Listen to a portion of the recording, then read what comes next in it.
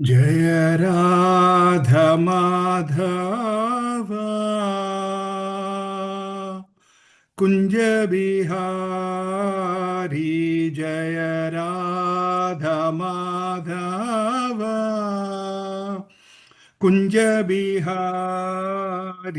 जय गोपी जन वल्लभा गिरिवरधारी। यशोदनन्दन व्रजजनरञ्जन। यशोदनन्दन व्रजजनरञ्जन। यमुनतीरावनचारि।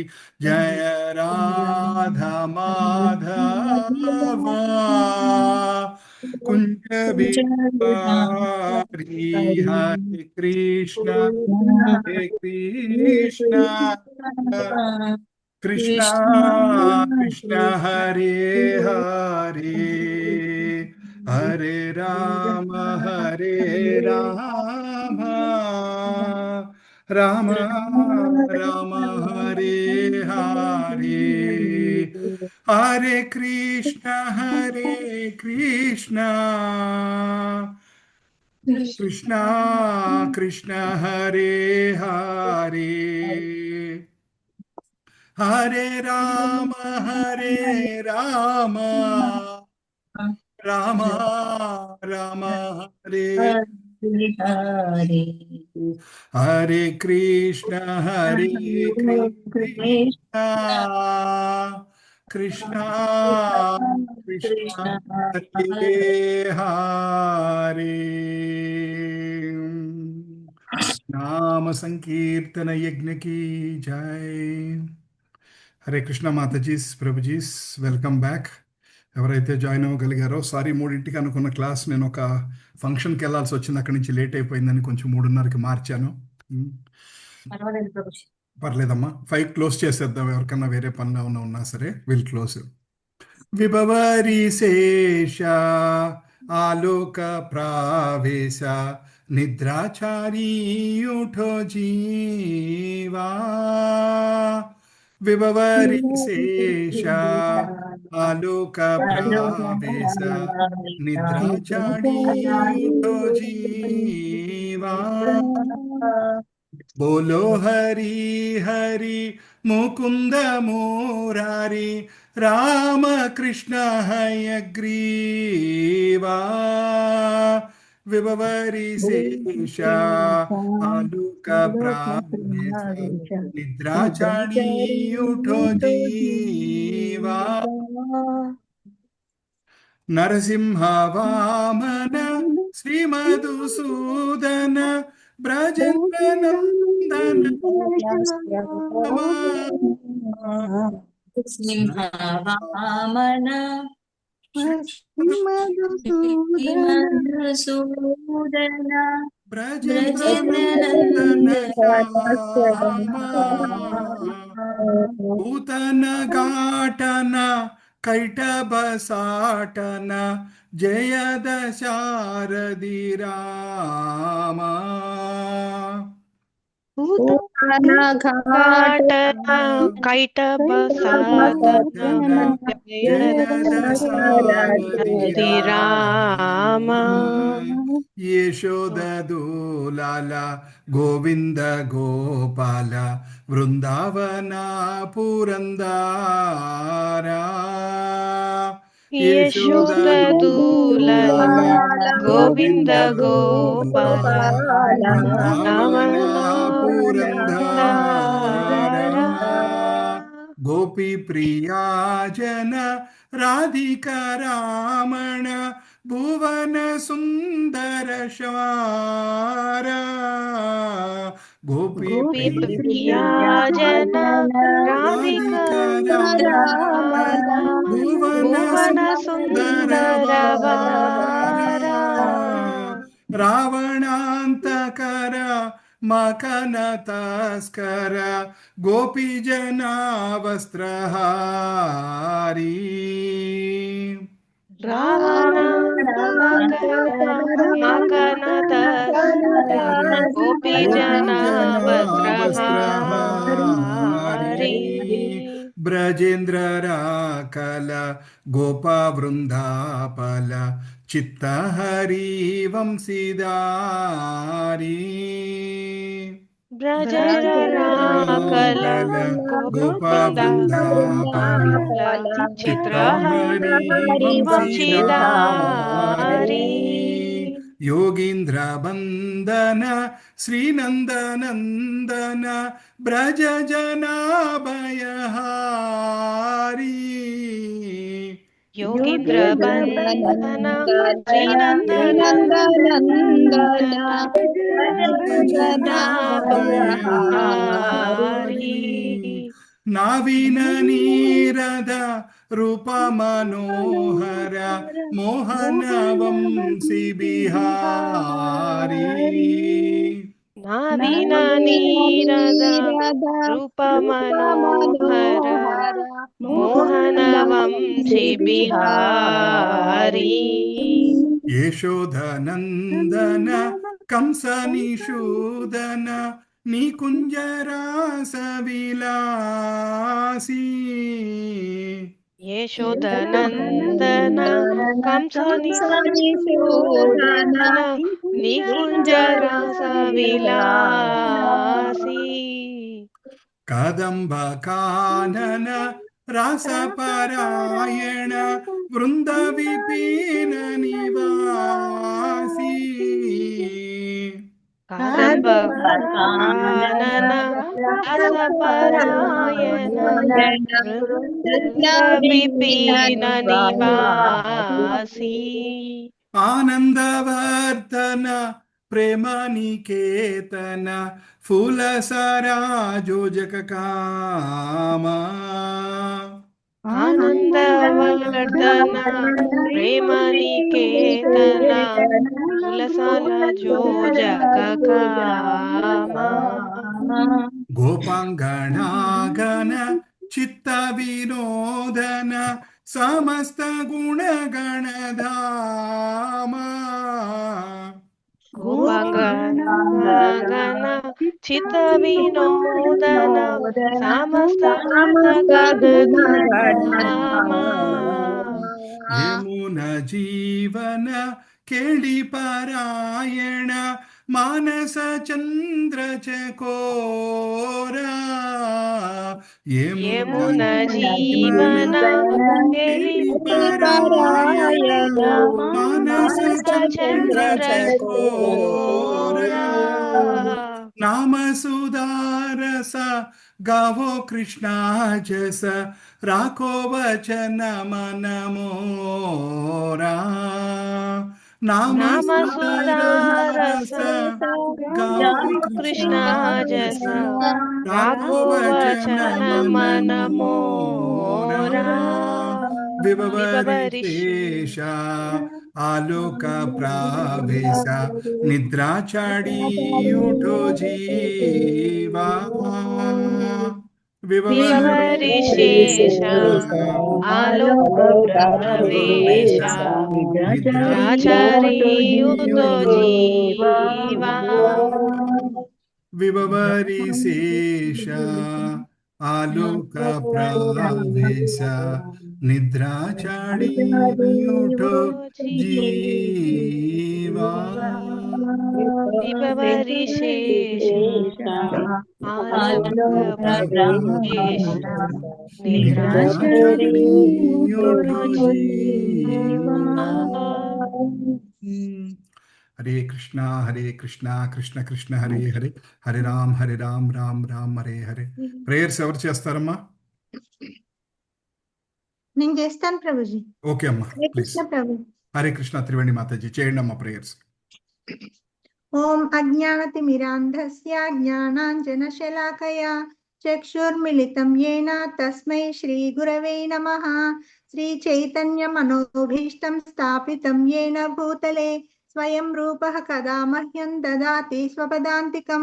వందేహం శ్రీగురోః శ్రీయుతపదకమలం శ్రీగురూన్ వైష్ణవాంశ్చ శ్రీరూపం సాగ్రజాతం సహగుణ రఘునాథాన్వితం తం సజీవం సాద్వైతం సావధూతం పరిజన సహితం కృష్ణ చైతన్య దేవం श्री राधा कृष्ण पादान् सह गुणललिता श्री विशाखान्विताश्च हे कृष्णा करुणा सिन्धो दीनबन्धो जगत्पते गोपीशा गोपिका कान्ता राधा कान्ता नमोऽस्तुते तप्त काञ्चन गौरांगी राधे वृंदावनेश्वरी वृषभानुसुते देवी प्रणमामि हरिप्रिये वाञ्छाकल्पतरुभ्यश्च कृपा सिन्धुभ्येव च पतितानां पावनेभ्यो वैष्णवेभ्यो नमो नमः। जय श्री कृष्ण चैतन्य प्रभु नित्यानंद श्री अद्वैत गदाधर श्रीवासादि गौर भक्त वृंदा हरे कृष्ण कृष्ण कृष्ण हरे हरे हरे राम राम राम हरे हरे। नमो ओं विष्णुपादाय कृष्ण प्रेष्ठाय भूतले श्रीमते भक्ति वेदांत स्वामी निति नामिने नमस्ते सारस्वते देवे गौरवाणी प्रचारिणे निर्विशेषा शून्यवादी पाश्चात्य देशतारिणे जय श्री कृष्ण चैतन्य प्रभु नित्यानंद श्री अद्वैत गदाधर श्रीवासादि गौर भक्त वृंदा हरे कृष्ण कृष्ण कृष्ण कृष्ण हरे हरे हरे राम राम राम हरे हरे. Very good. ఈ భాగవతం ప్రేయర్స్ కూడా చేయండి అమ్మా త్రివేణి మాతాజీ. ఓకే. ఓం నమో భగవతే వాసుదేవాయ ఓం నమో భగవతే వాసుదేవాయ ఓం ఓం నమో నమో భగవతే వాసుదేవాయ. నారాయణ నమస్కృత్యం నరం చైవ నరోత్తమం దేవీం శ్రీం సరస్వతి వ్యాసం తతో జయముదీరయేత్. భాగవత సేవయా భాగవతి ఉత్తమ శ్లోకే భక్తి భవతి నైష్టికి కృష్ణాయ వాసుదేవాయ నంద గోపకుమారాయ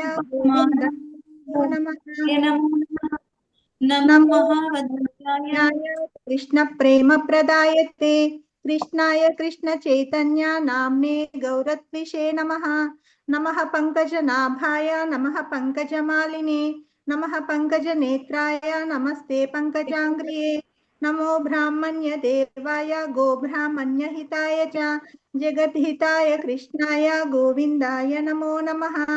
हरे कृष्ण कृष्ण कृष्ण हरे हरे हरे राम राम राम हरे हरे. Thank you Mataji. మాతాజీ మీకు ఇది నోటికి వచ్చేసిందా లేకపోతే చూసి చదువుతున్నారా? త్రివేణి మాతాజీ చూసి చదువుతున్నాను గురుగారు. ఓకే ఓకే పర్లేదు. లేదు ప్రభుజీ, నోటికి వచ్చేసింది, అందుకే స్పీడ్ వస్తుంది Prabhuji. Very good very good very good. చాలా సంతోషం అమ్మా. Happy. Okay Prabhu, thank you Prabhuji. Hare Krishna. Right. So మనం ఉపదేశామృతం స్టార్ట్ చేసుకున్నాం. మనం ఉపదేశామృతం అంటే మనం ఏం చెప్పుకున్నాం అంటే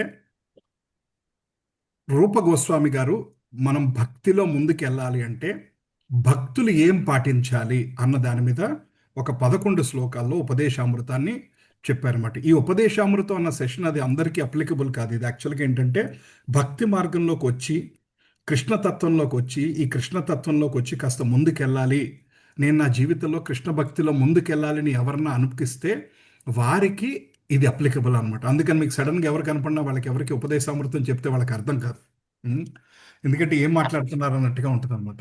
సో ఇది మీరు అందరూ భగవద్గీత విన్నారు, చాలా వరకు 10 మాలలు మినిమం చేస్తున్నారు, 16 మాలలు చేసేవాళ్ళు ఉన్నారు అన్న ఉద్దేశంతో మనం ఈ ఉపదేశామృతంలో మనం చాలా ఇన్స్ట్రక్షన్స్, దాన్ని ఇంగ్లీష్లో నెక్టర్ ఆఫ్ ఇన్స్ట్రక్షన్స్ అంటారన్నమాట. ఇన్స్ట్రక్షన్స్ అనేక సూచనలు ఇచ్చారు. ఆ సూచనలు ఎలా ఉంటాయంటే నెక్టర్ అంటే అమృతమైనటువంటి సూచనలు అనమాట ఇంగ్లీష్లో దాని అర్థం. దాన్ని తెలుగులో ఉపదేశామృతం అని పెట్టారనమాట. మనం లాస్ట్ వీక్ మనం మాట్లాడుకున్నాం. లాస్ట్ వీక్ శ్లోకం ఏం చదువుకున్నాం? ఎవరన్నా చదవగలరా ఈ శ్లోకం? నేను చదవనా ప్రభుజీ? ఓకే మాత, చదవండి శిరీష మాతాజీ. వాచో వేగం మనసః క్రోధ వేగం జిహ్వా వేగముదరోపస్థ వేగం ఏతాన్ వేగాన్ యో విషహేత ధీరః సర్వామపి మాం పృథివీం సశిష్యాత్. Very good. ఇంకెవరన్నా చదవగలరా ఈ శ్లోకం? చదవనా ప్రభుజీ? చదవండి అమ్మా ప్రవీణ మాతాజీ. వాచో వేగం మనసా క్రోధ వేగం జిహ్వా వేగం ఉదరోపస్థ వేగం एतान् वेगन् यो विषहेत धीरः सर्वामपीमं पृदीशं सशिशात् పృథివీంస पृदीशं శిష్యాత్. వెరీ గుడ్, सशिशात् వెరీ గుడ్. ఇంకెవరన్నా చదువుతారా? One more person. నేను చదువుతాను ప్రభుజీ. ఓకే. వాచో వేగం మనస క్రోధ వేగం జిహ్వా వేగం ముదరోపస్థ వేగం ఏతాన్ వేగాన్ యో విషహేత ధీరః సర్వామపీహాం పృథివీం సశిష్యాత్. Very good. Kavita Mataji, you want to read? Yes, Prabhuji. చదవండి మాతాజీ. వాచో వేగం మనస క్రోధ వేగం జిహ్వా వేగం ఉదరోపస్థ వేగం ఏతాన్ వేగాన్ యో విషహేత ధీరా సర్వమపీహాం పృథివీం సశిష్యాత్. Very good. సో మనం లాస్ట్ వీక్ శ్లోకంలో ఏం చెప్పుకున్నామంటే వాచో వేగం అంటే వాక్కు యొక్క వేగం. వేగం అంటే దాని యొక్క అర్జ్ అనమాట, ఆ స్పీడ్. ఏదో మాట్లాడాలని ఉన్న అర్జ్ ఉంటుంది కదా, దాన్ని, ఆ వాచో వేగాన్ని, మనస్సుని, క్రోధ ఉన్న వేగాన్ని, జిహ్వకుండే వేగాన్ని, ఉదరానికి ఉండే వేగాన్ని ఎవరైతే ఆపుకోగలుగుతారో, ఆ యొక్క అర్జ్ని, ఆ యొక్క స్పీడ్ని ఎవరైతే కంట్రోల్ చేయగలుగుతారో వాళ్ళు ప్రపంచం అంతా శిష్యులు వాళ్ళ కింద చేసుకోవచ్చు అనమాట. అంటే అర్థం ఏంటంటే సెన్స్ కంట్రోల్ అనేది అంత కష్టమైందని చెప్తున్నారు అనమాట శాస్త్రంలో. ప్రపంచం మొత్తం నీ శిష్యులు చేసుకునే అర్హత నీకు ఉంది అంటే అర్థం ఏంటంటే నీకు గురువయ్యే అర్హత ఉందని. నీకు గురువయ్యే అర్హత ఉంది అంటే అర్థం ఏంటంటే ఇంద్రియాలపైన నిగ్రహం ఏర్పడింది. అందుకని అంటారు, యాక్చువల్లీ ఇదివరకు తెలుగులో ఒక సామెత ఉండేది, ఇంట గెలిచి రచ్చ గెలచాలి అని అంటూ ఉండేవారు అనమాట. అంటే ఏంటంటే ముందు మన ఇంట్లో గెలిచి తర్వాత ప్రపంచం అంతా గెలవాలని. అంటే దాని మీనింగ్ ఏంటంటే దాన్ని రెండు రకాలుగా అర్థం చేసుకోవచ్చు. ఫస్ట్లో ఇంట్లో వాళ్ళని విన్ అయ్యి తర్వాత బయట వాళ్ళకి చెప్పొచ్చు అన్నట్టుగా అర్థం చేసుకోవచ్చు. దాన్ని శాస్త్రపరంగా ఆలోచించాలంటే ఏంటంటే ఫస్ట్ నీలో ఉన్న కామక్రోధ మదమాత్సర్యాలు నువ్వు గెలిచి అప్పుడు బయటంతా గెలవటానికి ప్రయత్నించు. చాలామంది ఏం చేస్తారు, ప్రపంచం అంతా నాయకులుగా ఉంటారు. ఓ ప్రైమ్ మినిస్టర్ అవ్వచ్చు, చీఫ్ మినిస్టర్ అవ్వచ్చు, ఒక ఎమ్మెల్యే అవ్వచ్చు, ఏదన్నా అవ్వచ్చు. బయటికి వెళ్తే బోళంది మంది, లేకపోతే ఒక ఆఫీస్లో వైస్ ప్రెసిడెంట్ అవ్వచ్చు, బయటికి వెళ్తే బోళంది మంది మీద పెత్తనం చేస్తూ ఉంటారు. కానీ వాళ్ళ క్రోధం మీద వాళ్ళకి కంట్రోల్ లేదు, వాళ్ళ మనసు మీద వాళ్ళకి కంట్రోల్ లేదు, వాళ్ళ బేసిక్ మీద వాళ్ళకి కంట్రోల్ లేదు. అందుకని శాస్త్రం ఏం చెప్తుందంటే నీ బేసిక్స్ నువ్వు కంట్రోల్ చేసుకోవాలి. ఈ కంట్రోల్ చేసుకోవటం అనేది చాలా చాలా ముఖ్యమైనది అని చెప్తుంది అనమాట. సో మనం అనుకున్నాం కదండి, మా నాలుక, కడుపు, జననేంద్రియాలు, ఈ మూడు ఒక లైన్లో ఉంటాయి.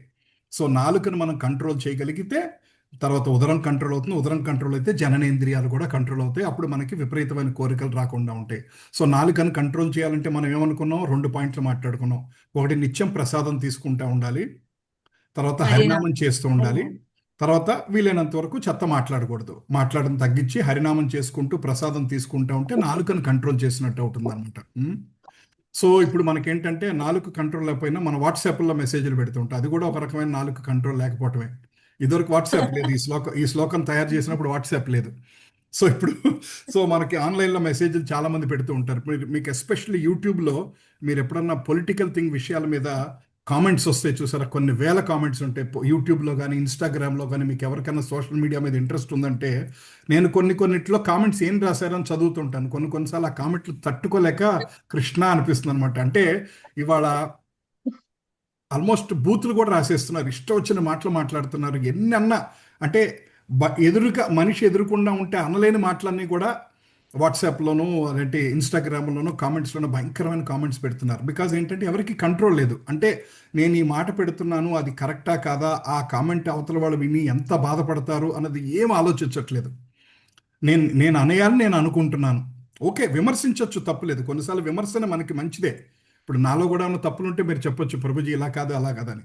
కానీ అది చెప్పే విధానం ఉంటుంది కదా, అలా చెప్పే విధానం కాకుండా మనం ఇష్టం వచ్చినట్టు విమర్శించినట్టు చెప్తే అవతల వాళ్ళని బాగు చేద్దామన్న ఉద్దేశం వల్ల వాళ్ళకి ఏదో నాశనం చేసినట్టు అవుతుంది అనమాట. సో అందుకని మనకి ప్రథమ బిందువు రూపగోస్వామి గారు చెప్తున్నారు అనమాట. భక్తులు ఇది ఎవరికి అప్లికబుల్ ఇవన్నీ? భక్తిలో ముందుకెళ్దాము, కృష్ణ భక్తిలో నేను ముందుకెళ్ళాలనుకుంటున్నాను, ఆధ్యాత్మికంగా నేను ముందుకెళ్ళాలనుకుంటున్నాను అని అనుకున్న వాళ్ళకి ఇది. అంతేగాని కొత్త వాళ్ళకి పిలిచి వాచో వేగం మనసో క్రోధ వేగం అంటే ఎల్లెళ్ళు అంటారు. ఎవరు వినరు కదండి, వాళ్ళ అందరూ నోటికి వచ్చింది మాట్లాడుతూ ఉంటారు. అన్నిటికన్నా చాలా ఈజీ ఏంటంటే నోటికి వచ్చింది మాట్లాడతాం, ఏ సలహా పడితే ఆ సలహా ఇవ్వటం, ఎంత క్యాజువల్గా ఉండాలో అంత క్యాజువల్గా ఉండటం అనేది అదనమాట. సో ఈ కంట్రోల్ నా కడుపు మీద కంట్రోల్ రావట్లేదు అంటే ఫస్ట్ నాలుక మీద కంట్రోల్ తెచ్చుకోమంటారు. నాలుక మీద కంట్రోల్ తెచ్చుకుంటే కడుపు మీద కంట్రోల్ వస్తుంది. ఆ నాలుక మీద కంట్రోల్, కడుపు మీద కంట్రోల్ వస్తే అప్పుడు జననేంద్రియాల మీద కూడా కంట్రోల్ వస్తుంది అనమాట. విపరీతమైన కొంతమంది అద్దు ఆపు లేకుండా, ఇది కరెక్టా కాదా అన్నది లేకుండా, వావి వరసలు లేకుండా, అన్ని రకాలుగాను మనస్సు చెలించిపోయి ఎటు పడితే అటు పనులు చేస్తుంటారు. ఇప్పుడు చాలా మంది తప్పులు చేసేవాళ్ళు ఉంటుంటారు. వాళ్ళ వాళ్ళు కంట్రోల్ చేసుకోకపోవటం వల్ల అలా చేస్తున్నారు. ఒక వ్యక్తి ఒక రేప్ చేసినా, ఒక వ్యక్తి ఒక మర్డర్ చేసినా, ఒక వ్యక్తి ఇంకొకరిని కొట్టినా, పెద్ద పెద్ద తప్పులు అవ్వచ్చు, చిన్న తప్పులు అవ్వచ్చు, వాళ్ళు అలా చేస్తున్నారంటే అర్థం ఏంటి? ఆ నిమిషంలో వాళ్ళని ఇంద్రియాలను వాళ్ళు నిగ్రహించుకోలేకపోతున్నారు. ఆ కోపం వచ్చినప్పుడు అరుస్తాం కానీ, ఏదో నేలకు వేసి ఏదో కొడతాం కానీ, ఇట్లాంటివి చేస్తుంటారు కొంతమంది. అంటే ఆ ఒక్క నిమిషం మీ కోపాన్ని మీరు కంట్రోల్ చేసుకోలేకపోతున్నారు కాబట్టి మీరు ఏదన్నా చేస్తున్నారు. రైట్. కోపాన్ని కూడా జయించాలని అంటారు అనమాట. సో దాన్ని నేను మీకు చెప్పాను కదా లాస్ట్ వీక్, కోపం మీద కోపం రావాలంటారు. నాకు చాలా ఇష్టమైన స్టేట్మెంట్. నాకు ఎందుకు ఈ కోపం వస్తుంది అన్నదానికి కోపం రావాలంట. ప్లస్ ఆ కోపం కూడా ఎలా ఉండాలి, మనం మాట్లాడుకున్నది ఏంటంటే ఆ కోపం కూడా రావాలంట. ఆ కోపం కూడా ఏంటి, ధర్మం కోసం రావాలి.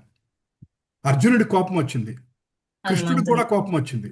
కృష్ణుడికి కూడా ద్రౌపదిని వస్త్రాభరణ చేసినప్పుడు కృష్ణుడికి తట్టుకోలేకపోయాడు, అంత కోపం వచ్చిందనమాట. ఆ కులస్త్రీని ఇంత అవమానిస్తారా? ఆ కులస్త్రీని అవమానించినందుకు భీష్ముడు కూడా ఏం మాట్లాడేది, సో భీష్ముడా నీకు కూడా యుద్ధంలో మరణం తప్పదు, నువ్వు పరమ భక్తుడివి. ఆయన మహాజనుడు అంటారు భీష్ముడు, అయినా సరే ఆయనకు మరణం తప్పలా. కేవలం ఆ ద్రౌపదిని వస్త్రాభరణ చేస్తున్నప్పుడు ఆయన ఆపగలిగిన శక్తి ఉండి కూడా ఆయన ఆపలేకపోయాడు అనమాట. సో అది. సో కృష్ణుడికి కూడా కోపం వస్తుంది, అర్జునుడికి కోపం వస్తుంది. హనుమంతుడి కోపం గురించి కూడా మనం మాట్లాడుకున్నాం. ఆయన కోపంతో వెళ్ళి ఏం చేశాడు, చూసి రమ్మంటే అనుకుంటాం కదా, లంకంతా దహనం చేసి వచ్చేసాడు. సో మీరు కోపాన్ని ఎందుకు ఉపయోగిస్తున్నారు? నీ స్వామి సేవ కోసం ఉపయోగిస్తున్నారు. సో అలాంటప్పుడు ఫర్ ఎగ్జాంపుల్ మీ గురువుని ఎవరిని అవమానించినా, మన సనాతన ధర్మాన్ని ఎవరిని అవమానించినా, మన కుటుంబాన్ని ఎవరిని అవమానించినా, అటువంటప్పుడు మనం యాక్సెప్ట్ చేయకూడదు, సమాధానం చెప్పాలి అని అంటారు అనమాట. యాక్చువల్గా శాస్త్రంలో ఇంకా అసలు శాస్త్రంలో కొన్ని సెంటెన్సెస్ ఉంటే అసలు మన వల్ల అవుతుందా అనిపిస్తుంది అనమాట. అంటే భగవంతుడి నింద చేస్తుంటే అంట, భగవంతుడిని ఎవరినైనా దూషిస్తుంటే అంట మనం ఏం చేయాలంట తెలుసా? ఒక శాస్త్రంలో ఉంది, అయితే అక్కడి నుంచి వెళ్ళిపోవాలంట, లేకపోతే ఆ వ్యక్తిని చంపాలంట, లేకపోతే మనం ఆత్మహత్య చేసుకోవాలంట. అంటే ఏమి చేయలేని పరిస్థితిలో, అంటే మనం ఏమి చేయలేక ఖాళీగా ఊర్చుంటే ఆత్మహత్య చేసుకోవాలి. అంటే మాత్రం అది మాత్రం అంటే యాక్సెప్ట్ చేయకూడదని, భగవంతుడి నిందని యాక్సెప్ట్ చేయకూడదు. భగవంతుడి నిందని కానీ వైష్ణవ నిందని కానీ మనం యాక్సెప్ట్ చేసుకోకూడదు. ఎవరన్నా వైష్ణవుల గురించి నెగిటివ్గా మాట్లాడదా, ఏం జరిగింది చెప్పండి మొన్న ఏమైందని చెప్పి ఇంకా అన్నట్టుగా మనం అది పెంచకుండా అక్కడి నుంచి వెళ్ళిపోవాలి అని శాస్త్రం చెప్తుంది అనమాట. దీని గురించి మనం లాస్ట్ వీక్ ఆల్మోస్ట్ 1.5 hours మాట్లాడుకున్నాం. నేను మళ్ళీ అందుకని ఆ శ్లోకంలోకి వెళ్తాను, ఎందుకంటే మళ్ళీ ఆ శ్లోకంలోకి వెళ్ళాలంటే వాళ్ళంతా కూడా మళ్ళీ అదే శ్లోకం మాట్లాడుకుంటాం. ఈ ఒక్కొక్క శ్లోకం చాలా డీటెయిల్గా మాట్లాడుకుంటున్నాం మనం. ఎందుకు అంటే ఇది మనం భగవద్గీతలో శ్లోకం మీద మ్యాక్సిమం టైం స్పెండ్ చేసిందంటే 20 నిమిషాలు టైం స్పెండ్ చేసి ఉంటాం ఒక శ్లోకం మీద. కానీ మనం ఒక్కో శ్లోకం మీద గంట పైన స్పెండ్ చేసుకుంటాం. ఎందుకు అంత టైం స్పెండ్ చేస్తున్నామంటే ఈ శ్లోకాలు ఇది మనకి చాలా చాలా ప్రాక్టికల్ పాయింట్స్కి దగ్గరికి తీసుకెళ్తున్నాయి. భక్తిలో మన డే టు డే లైఫ్లో చాలా దగ్గరగా ఉండే విషయాలు చాలా ఉంటుంటాయి. సో అందుకని దాన్ని సంపూర్ణంగా అర్థం చేసుకొని మన నిత్య జీవితంలో మనం దాన్ని ఇంప్లిమెంట్ చేయడానికి ప్రయత్నం చేయాలి. ఈ శ్లోకాలు ఎప్పటికీ గుర్తు రావాలి. మన కోపం రాగానే వాచో వేగం మనసో కోపం హృదరోపస్థ వేగం అని గుర్తు రావాలి. టేబుల్ నిండా ఫుడ్ కనపడంగానే ఇది గుర్తు రావాలి. విపరీతమైన కామం కోరికలు విపరీతంగా కలిగినాయి అనుకోండి, ఈ శ్లోకం గుర్తు రావాలి. ఆ టైంకి అది గుర్తొచ్చి మనం చల్లబడగలగాలన్నమాట. సో అందుకనే ఈ శ్లోకాలు అంత ముఖ్యం. ఇప్పుడు ద్వితీయ బిందువు, యాక్చువల్గా సెకండ్ దాంట్లో ఏం చెప్తున్నారంటే ఏవి చేయకూడదో చెప్తున్నారు. ఒక 6 ఇంపార్టెంట్ పాయింట్స్ ఏవి చేయకూడదో చెప్తున్నారు. రెండో బిందువులో, మూడో బిందువులో ఒక 6 పాయింట్స్ ఏమి చేయాలో చెప్తారన్నమాట. ఇవాళ అవకాశం ఉంటే, కృష్ణుడు అవకాశం ఉంటే సెకండ్ థర్డ్ శ్లోకా చదువుతాం. అత్యాహార ప్రయాసశ్చ ప్రజల్పో నియమాగ్రహ జనసంగశ్చ లౌల్యం చ షడ్భిర్భక్తిర్వినశ్యతి. స్టెప్ బై స్టెప్ వెళ్దాం. అత్యాహార ప్రయాసశ్చ ప్రజల్పో నియమాగ్రహ జనసంగశ్చ లౌల్యం చ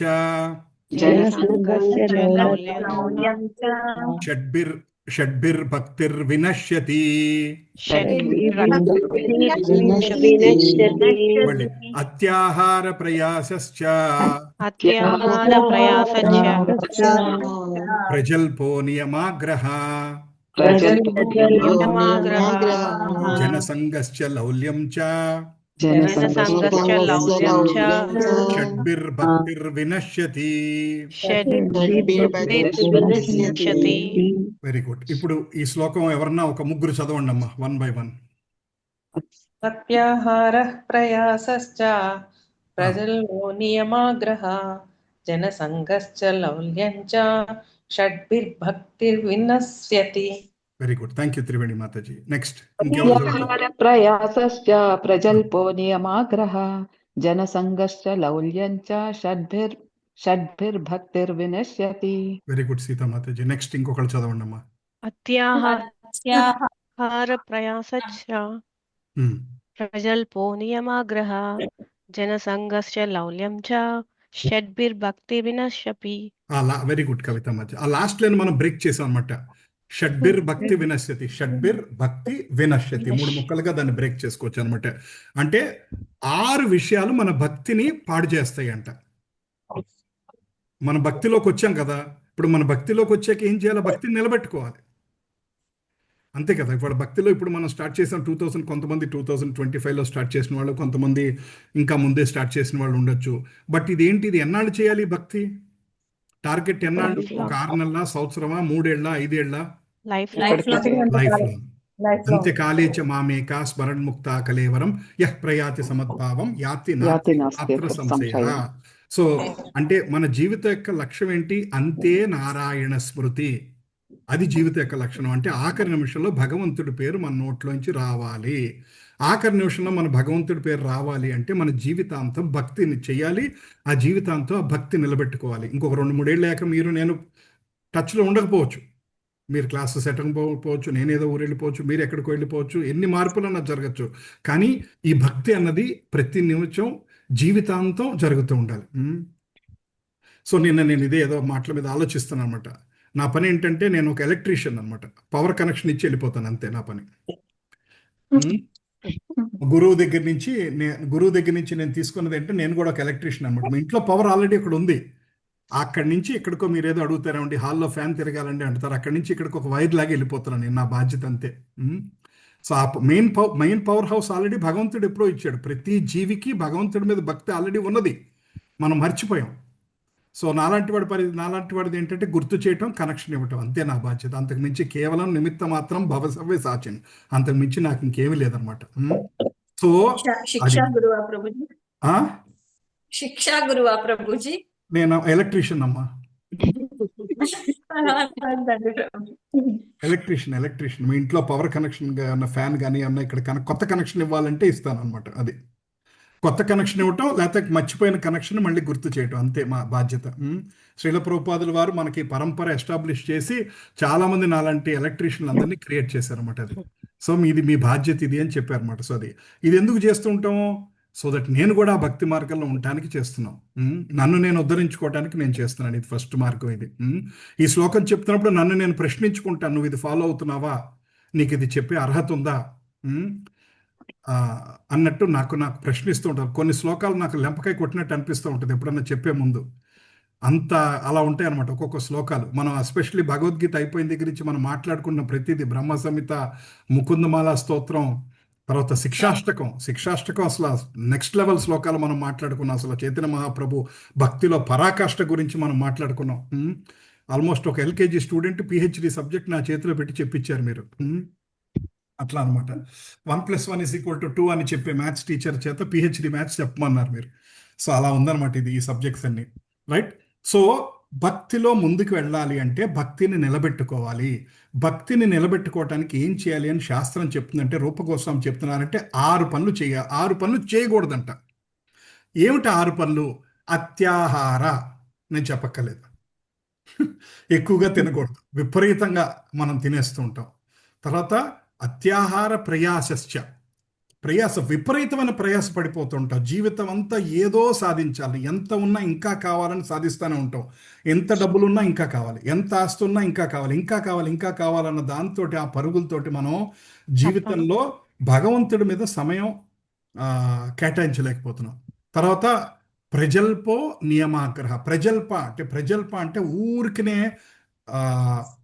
ఏ మాటలు పడితే ఆ మాటలు ప్రజల్ప అంటే పిచ్చి మాటలు మాట్లాడుతూ ఉంటారు. రోజంతా ఎవరిని పడితే ఫోన్లతోటి గంటలు ఫ్రెండ్స్ తోటి, స్నేహితులతోటి, కిట్టి పార్టీలతో అని, అక్కడని ఇక్కడని మనం పొద్దునుంచి రాత్రి వరకు మనకి భగవంతుడు ఇచ్చిన నోరుని సదుపయోగం చేసుకోకుండా రోజంతా ఎక్కువసేపు మనం పిచ్చి మాటలు మాట్లాడుతున్నాం. అట్లాంటి ప్రజల్ప చేయకూడదు అంటారు. మూడోది. తర్వాత జనసంగశ్చ, జనాలతోటి దూరంగా ఉండాలి. ఎటువంటి వాళ్ళతో దూరంగా ఉండాలి? భక్తి లేని వాళ్ళతో దూరంగా ఉండాలి. భగవంతుణ్ణి నిందించే వాళ్ళతో దూరంగా ఉండాలి. తర్వాత సో ఏం చెప్పారన్నమాట, ఫస్ట్ ఇక్కడ కింద మీనింగ్ చదువుకుంటే, ఈ క్రింద పేర్కొనబోయే 6 కార్యాలలో ఎక్కువగా నిమగ్నమైతే భగవత్ సేవ నశిస్తుంది. సో మన భక్తి తగ్గిపోతుందంటే ఎవరో కారణం కాదు, మనమే. ప్రభుజీని ఇదివరకు చాలా భక్తిగా ఉండేవాడిని ప్రభు, ఇప్పుడు ఈ మధ్య ఎందుకు అసలు మనసు కలగట్లేదు, ఈ మధ్య చాంటింగ్ చేయట్లేదు అంటే, ఈ 6 ఏదో ఒకటి చేస్తున్నామనే అర్థం. మనకు సెల్ఫ్ టెస్ట్ అనమాట. ఈ 6 ఏదో పనులు, కొంతమంది 6 చేస్తుంటాం, 6 చేస్తున్నాం, లేదా ఈ 6 ఏదో పని ఎక్కువ చేస్తుంటే ఆటోమేటికల్గా భక్తి తగ్గుతుంది అన్నట్టు. రైట్. అవసరమైన దానికంటే అధికముగా భుజించుట, లేదా అవసరమైన దానికంటే అధికముగా ధనమును కూడబెట్టుట. First point. నెక్స్ట్, పొందుటకు శక్యంగాని భౌతిక వస్తువుల కొరకు అధికముగా శ్రమించుట. మనం డీటెయిల్గా చదువుకుందాం, బట్ ఫస్ట్ తెలుసుకుంటున్నాం. తర్వాత 3, లౌకిక విషయాల గురించి అనవసరముగా చర్చించటం. 4, ఆధ్యాత్మిక అభివృద్ధి కొరకు కాకుండా కేవలం అనుసరించుట కొరకే శాస్త్ర విధులను ఆచరించుట, లేదా విద్యుక్తములైన నియమ నిబంధనలను విడిచి స్వతంత్రముగా అంటే ఇష్టానుసారము వర్తించుట. అంటే ఆధ్యాత్మికమైన పనులు మనం భగవంతుడి ప్రసన్నం కోసం కాకుండా వేరే విషయాల కోసం చేస్తూ ఉంటాం. తర్వాత కృష్ణ చైతన్యము పట్ల ఆసక్తి లేని భౌతిక విషయాసక్తి గల వ్యక్తులతో సహవాసము చేయట.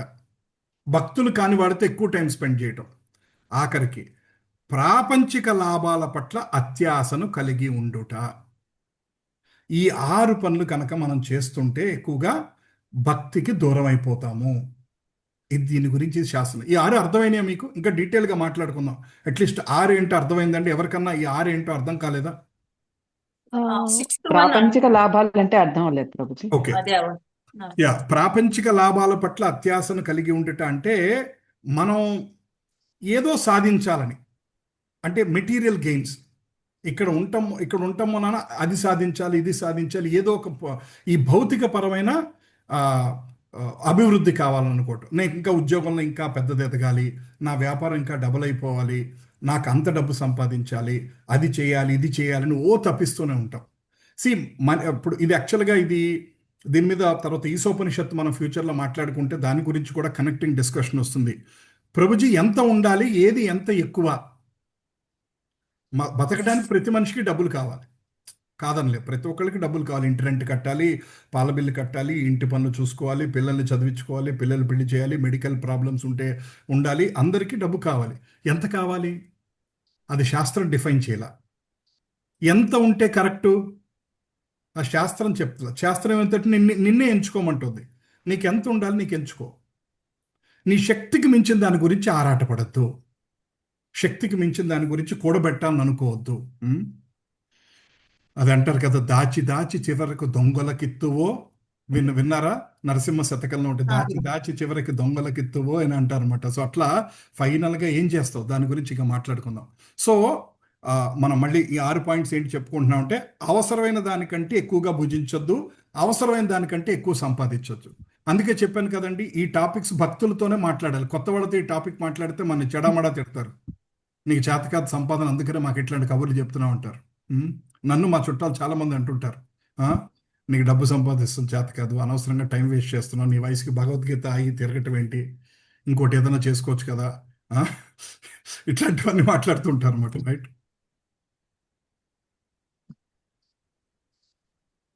రైట్. నెక్స్ట్, పొందుటకు శక్యంగాని భౌతిక వస్తువుల కోసం అధికంగా శ్రమించటం.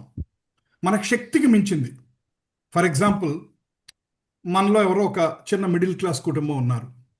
వాళ్ళకి మిడిల్ క్లాస్ కుటుంబంలో ఉన్నాము, అద్దింట్లో ఉంటున్నారు. వాళ్ళకి సొంత ఇంటికి వెళ్తామే పెద్ద విషయం.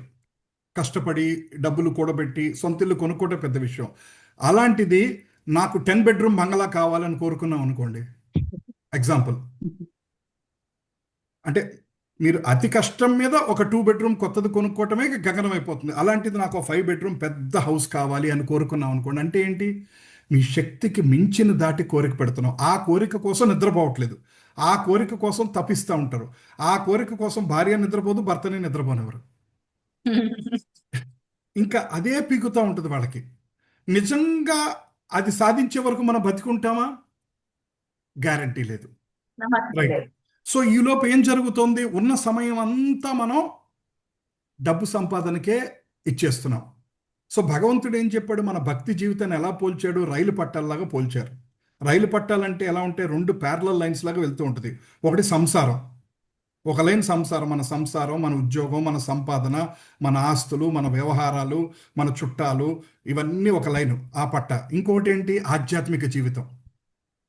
ఈ 2 ప్యారలల్గా ఉండాలి, ఈ 2 నడుస్తూ ఉండాలి. విపరీతంగా డబ్బు సంపాదన వీటి మీద ఉంటే అసలు ఆధ్యాత్మిక జీవితానికి టైం ఉండదు. నాకు తెలిసి చాలామంది ఉన్నారు, పొద్దున్న మా రిలేటివ్స్లోనే కొంతమంది ఉంటారు, పొద్దున్న 8-8:30 షాప్కి వెళ్ళిపోతే రాత్రి 10:30, 11 ఇంటికి వస్తారు. 11 ఇంటికి వచ్చి వాళ్ళు భోజనం చేసి ఒక అరగంట టీవీ చూసి పడుకుంటారు.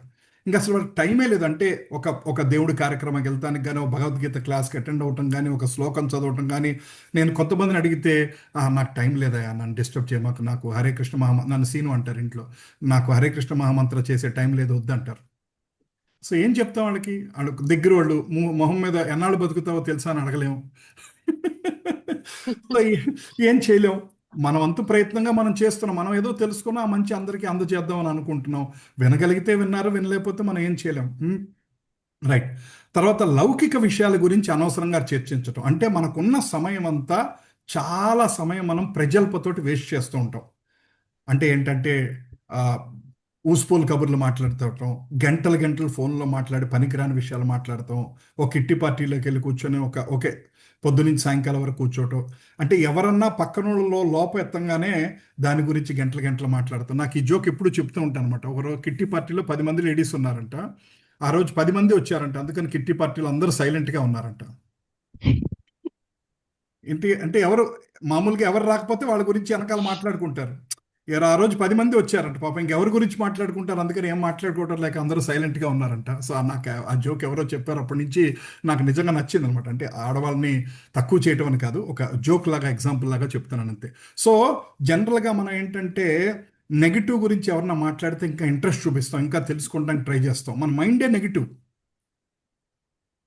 సో అది నెగిటివ్ క్లిక్, ఇంకా అదే మనం రోజంతా ప్రజల్ప వేస్ట్ చేస్తుంటాం. సో మనం రోజంతా ఎంత టైము ప్రజల్ప మీద వేస్ట్ చేసుకుంటున్నాం మనం ప్రశ్నించుకుంటే, మీకు చెప్తూ నన్ను కూడా నేను ప్రశ్నించుకుంటున్నాను, మనం ప్రశ్నించుకుంటే అంత సమయం మనం భగవంతుడి మీద పెడతానికి అవకాశం ఉంటుంది. చాలామంది అంటారు, నేను అంటాను ఒక్క మాల హరే కృష్ణ మహామంత్రం చేయండి అంటాను, ఆ 10 మినిట్స్ కూడా నాకు ఖాళీ లేదా అంటారు కొంతమంది. నిజంగా 10 మినిట్స్ ఖాళీ లేని వాడు ఎవరన్నా ఉన్నారండి? ఈ భూప్రపంచంలో 10 మినిట్స్ ఖాళీ లేకుండా ఎవరన్నా ఉన్నారా? లేదు ప్రభుజీ. అంతే. అంటే మన ప్రయారిటీ ఇవ్వట్లా. భగవద్గీత క్లాసులు చెప్తున్నాం, రండి మొర్రో అని మొత్తుకుంటూ ఉంటాం, రారు చాలామంది. అంతే. ఎన్నిసార్లు బతిమాలినా రారు. కొంతమంది గ్రూప్లో ఉంటారు, చూస్తుంటారు, మెసేజ్లు కూడా అన్నీ చూస్తుంటారు, కానీ ప్రయత్నమే చేయరు. నాకెందుకు అనుకుంటున్నారు. వాళ్ళకి అర్థం కావట్లా, ఇంత అమూల్యమైన అవకాశం వచ్చింది అన్నది వాళ్ళకి అర్థం. ఇప్పుడు మన ఈ గ్రూప్లో కూడా 40-45 మంది ఉన్నారు, 10-11 మందే వస్తున్నారు, మిగతా వాళ్ళు చాలామంది రావట్లేదు, క్లాసులకు కూడా అటెండ్ అవ్వట్లేదు. సో అలా సమయాన్ని చాలామంది వేస్ట్ చేస్తున్నారు.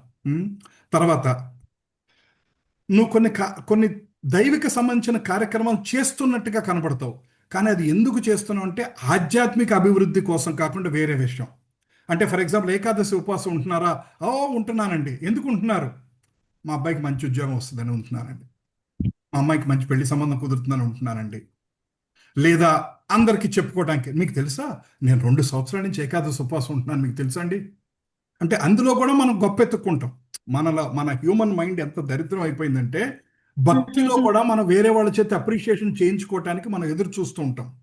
అంటే మనకి మనసు లోతుల్లో అంత వాంఛ అంత ఉండిపోయింది అనమాట. ఎదుటోళ్ళ చేతి పొగిడించుకోవాలి అన్న వాంఛ భక్తిలో కూడా పొగిడించుకోవాలని చూస్తున్నాం. భక్తి ఎందుకు చేస్తున్నాం మనం?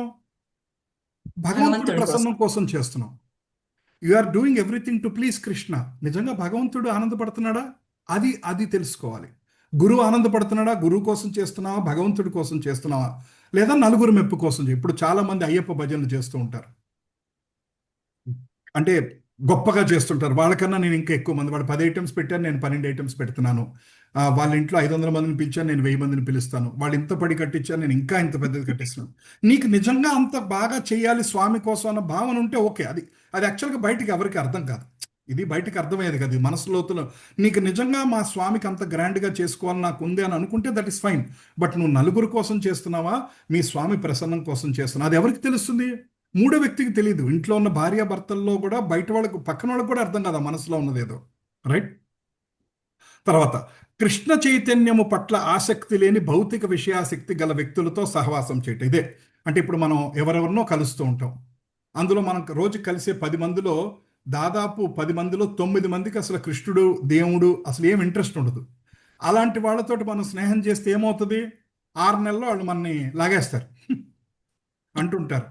ఇప్పుడు కవితా మాతాజీ ఇలా కొంతమంది యంగ్ పీపుల్ ఉంటుంటారు. మీలో ఎవరో ఒకరు మీరు చుట్టారంటే, ఏమ్మా నీకు అప్పుడు ఏంటమ్మా ఈ భక్తి ఏంటి, భగవద్గీత క్లాసులు ఏంటి, నీకేం పని లేదమ్మా, ఇంకా చాలా సమయం ఉంది, చిన్న చిన్న పిల్లలు ఉన్నారు నీకు, ఇంకో 10 ఏళ్ళగా అటెండ్ అవ్వచ్చులే అంటారమ్మా. ఛాన్స్ ఉంది, మీరు చెప్తే ఖచ్చితంగా అంటారు, అంటున్నారు ఆల్రెడీ. డౌటే లేదు. కొంతమంది నాన్ వెజ్ మానేస్తారు. నాన్ వెజ్ మానేస్తే వాళ్ళ అసలు నాకు మా ఫ్రెండ్ ఒకడు ఉన్నాడు, అతను నాన్ వెజ్ మానేశాడు అనమాట, క్లాసెస్ అటెండ్ అయ్యి. వాళ్ళ అమ్మా నాన్న వచ్చి కూర్చున్నారు 10 రోజులు, నాన్ వెజ్ మానేశాడు ఏంటని గొడవ పడటానికి. వాళ్ళ అమ్మా నాన్న గుంటూరు నుంచి వచ్చి వాళ్ళ ఇంట్లో 1 వీక్ ఉన్నారు. ఒక వారం రోజులు ఉండి పిల్లలతో గొడవపడి వెళ్ళారు వాళ్ళు. అదే వాళ్ళ పిల్లలు భగవద్గీత చదవట్లేదు అంటే వాళ్ళ అమ్మా నాన్న సూట్ కేసు సర్దుకొని ఇక్కడికి వచ్చి, నువ్వు భగవద్గీత క్లాసులకు ఎందుకు అటెండ్ అవ్వట్లేదు, మీ ఇంట్లోనే జరుగుతున్నాయంట కదా, మీ బిల్డింగ్లోనే వెళ్ళొచ్చు కదమ్మా అని వచ్చి అడుగుతారా తల్లిదండ్రులు? అడగట్లా. నాన్ వెజ్ తింటాం మానేస్తే తల్లి తండ్రి గొడవ పెట్టుకోవడానికి పిల్లల దగ్గరికి వచ్చి ఊరు అర్జెంటుగా సూట్ కేసు సర్దుకొని తల్లిదండ్రులు వచ్చారు. అంటే మన సమాజం ఎలా మారిపోయిందో చూడండి ఒకసారి. ఎవరన్నా మంచి వైపు వెళ్తుంటే మనం ప్రోత్సహించట్లేదు, ప్రోత్సహించక వెనక్కి లాగుతున్నాం మనం. సో ఈ మాట నేను చెప్తే కష్టంగా ఉంటుంది, కానీ మనని భక్తిలో వెళ్ళొద్దు అనుకున్నవాడు మన తల్లిదండ్రులైనా సరే వాళ్ళతో రిలేషన్ తగ్గించుకోవాలంట. అంటే తగ్గించుకోవటం అంటే ఐ మీన్ ఇంకా ఓకే ఎంతవరకు అంతే, మిగతావన్నీ వింటాం.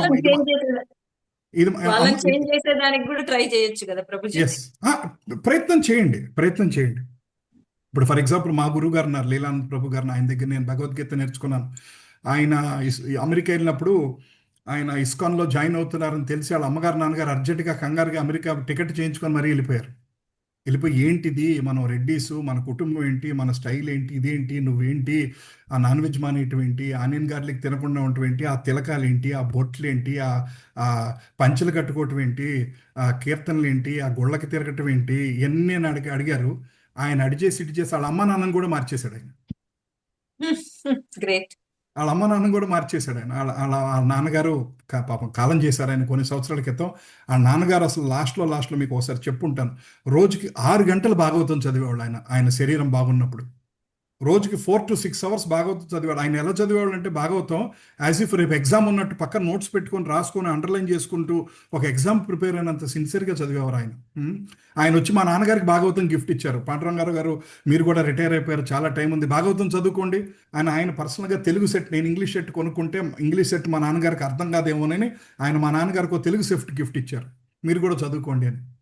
సో మనం ఏంటంటే అటువంటి వాళ్ళతోటి మనం స్నేహం చేసుకోవాలి. స్లోగా మన స్నేహాలు అంటే ప్రభుజీ భక్తిలోకి రాగానే అన్నీ కట్ చేసేసుకోవాలా, ఉద్దేశం అది కాదు. నెమ్మదిగా మనని భక్తిలో ప్రోద్బలించే వాళ్ళతోటి ఎక్కువ సమయం కేటాయించాలి, వద్దు అనే వాళ్ళతోటి తక్కువ సమయం కేటాయించాలి. అలా ఉంటే ఏంటంటే మనం భక్తిలో ఇంకా ముందుకెళ్తూ ఉంటాం. ప్రాపంచిక లాభాల పట్ల అత్యాశను కలిగి ఉంటే చెప్పాను కదండి, మెటీరియల్ గెయిన్స్, అది సాధించాలి ఇది సాధించాలన్న దాని మీద విపరీతమైన ఆసక్తి. ఇప్పుడు మన చుట్టూ ఉండే వాళ్ళందరూ కూడా ఎట్లా ఉంటారంటే అండి, అంత కంపారిజన్ మనస్తత్వే. ప్రపంచం అంతా మన చుట్టూ ఉన్నదే కంపారిజన్ మనస్తత్వం. ఒకవేళ మనం 2 bedroomలో సంతోషంగా ఉన్న ఎవరో ఒకళ్ళు ఇంకా 2 bedroomలోనే ఉన్నారండి మీరు అంటారు. నేను ఓకే, మా హస్బెండ్కి ఓకే, మా పిల్లలకి ఓకే, మీ అందరూ ఓకే అన్నా సరే అదేంటండి 3 bedroom మారాలి కదండి అని వచ్చి చెవిలో వేసిపోతూ ఉంటారు. మనం సంతోషంగా ఉన్నా సరే ఎవరో ఒకళ్ళు ఏదో అంటుంటారు. అంటే ఊరికే ఒక ఎగ్జాంపుల్ ఇచ్చిన, అట్లా ఏదో ఒకటి మన సంతోషాన్ని వాళ్ళు డిస్టర్బ్ చేసి వెళ్ళిపోతుంటారు. వాళ్ళు హ్యాపీగానే ఉంటారు. నిన్నటి వరకు 2 బెడ్రూమ్ చాలు అనుకున్న భార్య భర్త రేపటి నుంచి 3 బెడ్రూమ్ కొనలేదని గొడవలు పడితే వాళ్ళకి హ్యాపీ. సో అట్లా మన సమాజం అంతా అనకూడదు, కానీ దగ్గర వాళ్ళు, సోదరులు, స్నేహితులు, బంధువులు, ఓన్ బ్రదర్స్, సిస్టర్స్ అందరూ కూడా, అంటే వాళ్ళని తప్పు పడతానికి కారణం లేదండి. అందరూ భౌతికమైన విషయాల మీదే ఆసక్తితో ఉన్నారు. చిన్నప్పటి నుంచి అదే ఆసక్తిలో ఉన్నాం. మనం ఇప్పుడు భగవంతుడి దయ వల్ల, శ్రీల ప్రభుపాదుల వారి దయ వలన ఏదో భక్తి మార్గంలోకి వచ్చా కానీ ఇవన్నీ మనం మాట్లాడుకుంటాం. లేకపోతే మనం కూడా వాళ్ళలో ఒకళ్ళమే కదా. ఈ మార్గంలోకి రాకపోతే మనం కూడా వాళ్ళల్లో ఒకళ్ళమే. మనం కూడా అలాగే మాట్లాడతాం, మనం కూడా అలాగే ఆలోచిస్తాం, మనం కూడా అలాగే ఉంటాం. అట్లీస్ట్ మనం దేవుడి దయ వల్ల మనం వేరే రకంగా ఆలోచిస్తానికి, భగవంతుడి గురించి ఆలోచిస్తానికి మనకి ఈ అవకాశం ఏర్పడింది. సో ఈ అవకాశం వచ్చినప్పుడు అలా ఉండాలన్నమాట, రైట్? సో శ్రీల ప్రభుపాదుల వారు ఏమంటారంటే ఇంగ్లీష్లో, సింపుల్ లివింగ్, హై థింకింగ్. మన జీవితం ఎలా ఉండాలంటే simple thinking, simple living, high thinking. ఇప్పుడు ప్రపంచం రివర్స్ లాగా ఉంది. హై, అందరూ ఏమంటున్నారంటే high livings, very low thinking. అసలు మనం ఎందుకు బతుకుతున్నాం, ఎందుకు చేస్తున్నాం, అసలు ఏమి సంబంధం లేదు. మా ఎవరన్నా పిల్లలు ఉన్నారా? రైట్. సో మానవ జన్మ అనేది సాదాసీదా జీవనం ఉండాలి, ఉన్నతమైన ఆలోచన ఉండాలి. వీలైనంత వరకు ఎంత సింపుల్గా ఉంటే అంత సింపుల్గా ఉండడానికి ప్రయత్నించాలంట మనం. బట్ మన ఆలోచనలు మాత్రం ఎలా ఉండాలి? చాలా ఉన్నతంగా ఆలోచనలు ఉండాలి. శక్తికి మించిన ఆలోచన ఉండాలి. ఎవరి విషయంలో? భగవంతుడి విషయంలో.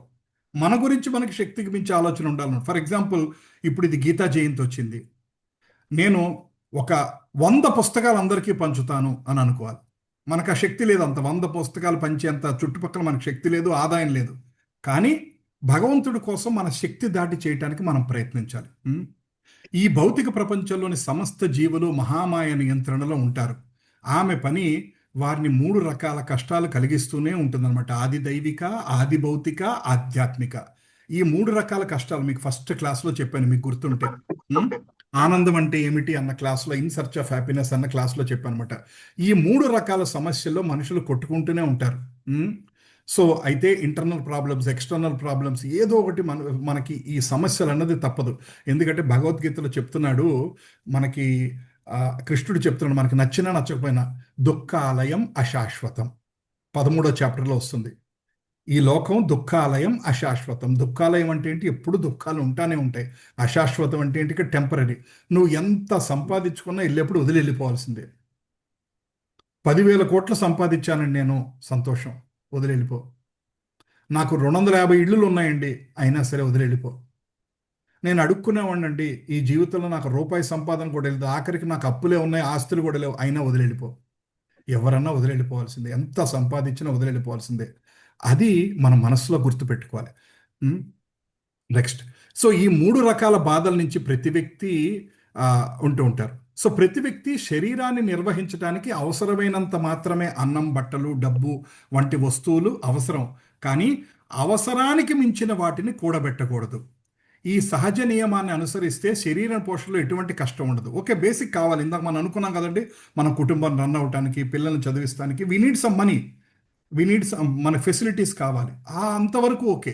దానికి అంతకుమించి శక్తికి చేసుకుంటే ఏమవుతుందంటే భగవంతుడి గురించి స్పెండ్ చేయాల్సిన టైం పోయి సాటర్డే సండే కూడా ఇంకో చోట వర్క్ చేసుకోవటం. కొంతమంది 2 కంపెనీల్లో పనిచేస్తూ ఉంటారు. ఏంటంటే నాకు తెలిసిన ఒక అతను ఉన్నాడు, సాటర్డే సండే కూడా ఇంకో కంపెనీలో ఎక్కడో ఫ్రీలాన్సింగ్ వర్క్ చేస్తూ ఉంటాడు. ఏంటంటే దీపం ఉండగానే ఇల్లు చక్క పెట్టుకోవాలి కదండి అన్నాడు. సరే, దీపం ఎన్నాళ్ళు ఉంటుందో తెలుసా అండి అన్నాను నేను. అంత నేనేం మాట్లాడలేదు. సో అదే మాటను వాళ్ళు ఎలా ఆలోచిస్తున్నారు? దీపం ఉండగానే ఇల్లు చక్క పెట్టుకోవాలన్నది ఈ ఆన్ చేసే టైంలోనే కదా, ఎంత ఆన్ చేయాలని ఆలోచిస్తున్నారు. కానీ భక్తులు ఎలా ఆలోచిస్తారు? ఆ తర్వాత ఫ్యూచర్ ఎలా ఉంటుందో నాకు తెలీదు, వృద్ధాప్యం వచ్చాక ఎలా ఉంటుందో నాకు తెలీదు. నిన్న మా కజిన్ ఒక అమ్మాయి, 54 ఏళ్ళ అమ్మాయి, చిన్నప్పుడు మేము కలిసి చదువుకున్నాం, నాకన్నా 1 ఇయర్ పెద్దది అమ్మాయి, మా అక్క ఆడబడుచు. సడన్గా స్ట్రోక్ వచ్చింది ఆ అమ్మాయికి. సడన్గా బ్రెయిన్ స్ట్రోక్ వచ్చి హాస్పిటల్ అడ్మిట్ అయింది, సర్జరీ జరిగింది, 3rd డేలో కోమాలోకి వెళ్ళిపోయింది, 6th డేలో చనిపోయింది అమ్మాయి. కొడుకు కూతురు ఇద్దరు అమెరికాలో ఉన్నారు, 54 ఏళ్ళ వయసు. మేము కాలేజీలో ఉన్నప్పుడు నాకు 1 year సీనియర్ అనమాట. చాలా సరదాగా ఫ్రెండ్లీగా మాట్లాడుకుంటూ ఉండేవాడు. చాలా బాధేసింది విషయం విన్నాక. ఆ అమ్మాయి ఊహించిందా, ఒక నెల రోజుల క్రితం అమ్మాయి ఊహించిందా నాకు ఇట్లా స్ట్రోక్ వస్తుంది, నేను ఇలా చనిపోతాను, ఇంకా పిల్లలు పెళ్లి కూడా అవ్వలేదు. ఊహిస్తారా ఎవరన్నా? అంటే ఏంటి ప్రభుజీ ఎప్పుడు చావు గురించి మాట్లాడతారు? అది కాదు నా ఉద్దేశం. అంటే జీవితం అన్నది ఎలా ఉంటుందో తెలియదు కాబట్టి మనం దీపం ఉండగానే ఇల్లు చక్క పెట్టుకోవాలంటే అర్థం ఏంటంటే వీలైనంత వరకు ఎంత సంపాదించాలో అంత సంపాదిస్తామని కాదు, వీలైనంత వరకు ఎంత భక్తి సంపాదించాలో అంత సంపాదించాలి అన్న పాయింట్ గుర్తు చేయడం గురించి మనం ఈ జీవితం అన్నది అనిత్యం అన్న పాయింట్ అందుకు మాట్లాడుకుంటున్నాం అనమాట మనం. దీని గురించి శాస్త్రంలో రూపగోస్వామి గారు ఒక ఎగ్జాంపుల్ చెప్తారు. ఒక బస్తా బియ్యం ఎవరో తీసుకెళ్తుంటే కింద పడిపోయిందంట. ఆ బస్తా బియ్యం కింద పడిపోతే అక్కడ కొన్ని పక్షులు వచ్చినాయి. ఆ పక్షులు ఏం చేస్తాయి? ఓ 10 నిమిషాలు ఏదో నోట్లో కొంచెం కూర్చొని తిని వెళ్ళిపోతుంది. మేబీ కోతులు ఏవో వచ్చినాయి అనుకోండి, ఏం చేస్తుంది? నోట్లో కొన్ని పెట్టుకొని చేత్తో కొన్ని తీసుకొని వాళ్ళ ఫ్యామిలీ కోసం వెళ్తుంది. మనుషులు అయితే ఏం చేస్తారు? ఆ బస్తా మొత్తం కట్టుకొని తీసుకొని వెళ్ళిపోతాం. ఆ బస్తా మనకు అవసరం ఉందా లేదా అన్నది లేదు. రేపటికి పనికి వస్తుందేమో, ఎల్లుండి పనికి వస్తుందేమో, 6 నెలలకు పనికి వస్తుందేమో అని. కానీ పక్షులు ఏం చేసినాయి? వాళ్ళకి ఎంత కావాలంటే అంత తీసుకుని. అంటే ఒక ఎగ్జాంపుల్ మనకు అర్థం కావటం. కానీ మనుషులు మాత్రం ఆశ, మనకి ఆ రోజుకి మేబీ మనకు కూడా బియ్యం కావాలి. మేబీ ఒక అడుక్కునే అతను ఉన్నాడు, అతనికి కూడా బియ్యం కావాలి. అతనికి ఇవాళ ఒక డబ్బా 2 డబ్బాలు ఉంటే అతని కుటుంబం సరిపోతుంది. ఆ 2 డబ్బాలు బియ్యం తీసుకొని వెళ్ళిపోవచ్చు కదా. మూట మొత్తం ఎందుకు తీసుకుంటున్నాడు? ఆశ. ఒక చిన్న ఎగ్జాంపుల్లో మన ఆశ ఏంటో తెలుస్తుంది అనమాట ఇది. రైట్. సో ఇక్కడ ఏం చెప్తున్నారంటే మనిషికి ఉన్నతమైన బుద్ధి ఇవ్వబడింది. కృష్ణ చైతన్యం కోసం భగవద్జ్ఞానాన్ని, తన స్వరూపాన్ని, భగవంతునితో తన కలిగి ఉన్న సంబంధాన్ని, జీవితం యొక్క పరమ లక్ష్యమైనని ప్రేమను తెలుసుకోవడానికి భగవంతుడు బుద్ధి ఇచ్చాడంట. కానీ దురదృష్టవశాత్తు ఈ సమాజము ఈ బుద్ధిని కేవలం ధన సంపాదనకి, అన్నపానాలకి, జిహ్వను సంతృప్తిపరచడానికి ఉపయోగపరుస్తోంది, భగవద్ధ్యానానికి ఉపయోగించట్లేదు. మనకున్న బుర్రనంతా మనం ఏంటంటే ఎలా ఆనందంగా గడపాలి అన్న దాని మీద ఆలోచిస్తున్నాం. కానీ భగవంతుడితోటి మనకున్న రిలేషన్ ఏంటి అని తెలుసుకోవడం కోసం మన ఇంటెలిజెన్స్ని వాడట్లేదు. మన ఇంటెలిజెన్స్ అంతా we are using to earn money, ఇంకా ఏదో కావాలని. తర్వాత ప్రజల్ప గురించి మనం మాట్లాడుకున్నాం, అక్కర్లేని మాట్లాడుకోవటం. ఈ ప్రజల్ప మాటలను ఎలా పోలుస్తారో తెలుసా అంటే అండి, కప్పలతో పోలుస్తారంట. కప్పలు ఏం చేస్తుంటాయంటే వర్షాకాలంలో బెక్క బెక్క బెక్క బెక్క నాన్ స్టాప్గా అరుస్తూ ఉంటుంది. ఎందుకు అరుస్తాయి కప్పలు? ఆడకప్పలు అట్రాక్ట్ చేయడం కోసం అరుస్తూ ఉంటాయి. కానీ ఆ సిగ్నల్ ఎవరికి వెళ్తుంది? పాముకి వెళ్తుంది. అది స్నేక్. ఆ సిగ్నల్ పాముకి వెళ్ళి ఆ పాము వచ్చి ఆ కప్పను పట్టుకుని తినేస్తూ ఉంటుంది. ఆ సిగ్నల్ ఎవరి కోసం ఇచ్చింది? ఆడకప్పకి ఇస్తే ఆ కప్ప, ఆడకప్ప, మగ కప్ప కలిసి అన్యోన్యంగా దాంపత్య సుఖాన్ని అనుభవించవచ్చు అని ఆ కప్ప అనుకుంటా ఉంటుంది. కానీ ఆ కప్ప అరుపు ఎక్కడికి తీసుకెళ్ళింది? ఆఖరికి దాన్ని చావుకి తీసుకెళ్ళింది. ఎగ్జాంపుల్ చెప్తారు. ఫర్ ఎగ్జాంపుల్ చేప ఉంటుంది. ఆ వాటర్ లోపల చాలా ఫుడ్ ప్రొడక్ట్స్ దానికి ఉన్నాయి, బతుకుతుంది. అయినా సరే ఎవడో వేసిన గేలంలో చిన్న ముక్క వేస్తారు, ఏదో మాంసం ముక్క ఏదో పెట్టి గేలం వేస్తారు. ఆ చిన్న ముక్క కట్టుకోవడం కోసం పైకి వస్తుంది, దాన్ని నాలుగుకి దిగబడిపోయి దాన్ని బయటికి వెళ్ళిపోయి అది ఇంకా ఆ రోజు కూర అయిపోతుంది అనమాట చేప. అంటే దాని నాలికే దాన్ని మోసం చేసింది అంటారు అనమాట. ఆల్రెడీ లోపల పడుతుంది ఫుడ్, ఎన్నో సంవత్సరాల నుంచి బతుకుతుంది. బట్ అయినా సరే ఆ పైనుంచి వచ్చి ఆ చిన్న మొక్క కోసం ఆశపడి జీవితం పోతుంది అనమాట. అది రైట్.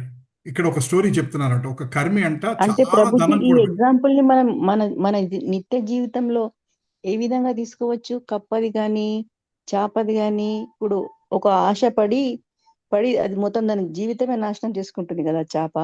అంటే అలా మనకి మనం మనుషులం ఎలా మనం చేయాలి దాన్ని ఎలా అన్నట్టు? అర్థం చేసుకోవాలన్నమాట అంటే అత్యాశకు పోకూడదు అని అర్థం చేసుకోవాలి. ఆహా. అత్యాశకు పోకూడదు. కావాల్సినంత వరకు మనం సంపాదించుకోవాలి, కావాల్సినంత వరకు కావాలి, కష్టపడాలి. బట్ అదే జీవిత ధ్యేయంగా అవ్వకూడదు. Okay Prabhu. ఫర్ ఎగ్జాంపుల్ శాస్త్రం ఏం చేస్తుంది? ఒక 50, 55, 60 వచ్చేసాక, రిటైర్మెంట్ స్టేజ్కి దగ్గరికి వచ్చాక, కొంత మనీ ఏర్పరచుకున్నాక ఇంకా దేవుడి గురించి ఆలోచించడం స్టార్ట్ చేయమంటుంది. కానీ చాలామంది ఏం చేస్తారు? రిటైర్ అయిపోయాక మళ్ళీ ఎక్కడొకటి జాయిన్ అవుతారు ఉద్యోగం కోసం, మళ్ళీ ఎక్కడొకటి వ్యాపారం కోసం ఏదో కొత్త వ్యాపారం స్టార్ట్ చేస్తారు. మళ్ళీ 60, 70, 80 వరకు దాని చుట్టూ పరిగెడుతూ ఉంటారు. మీకు 60కి ఓకే, కొంతవరకు ఆన్ చేసుకున్నారు, మీ పిల్లల్ని చదివించారు, సెటిల్ చేశారు. ఇప్పుడు శేష జీవితం భగవంతుడి గురించి ఎందుకు ఆలోచించకూడదు?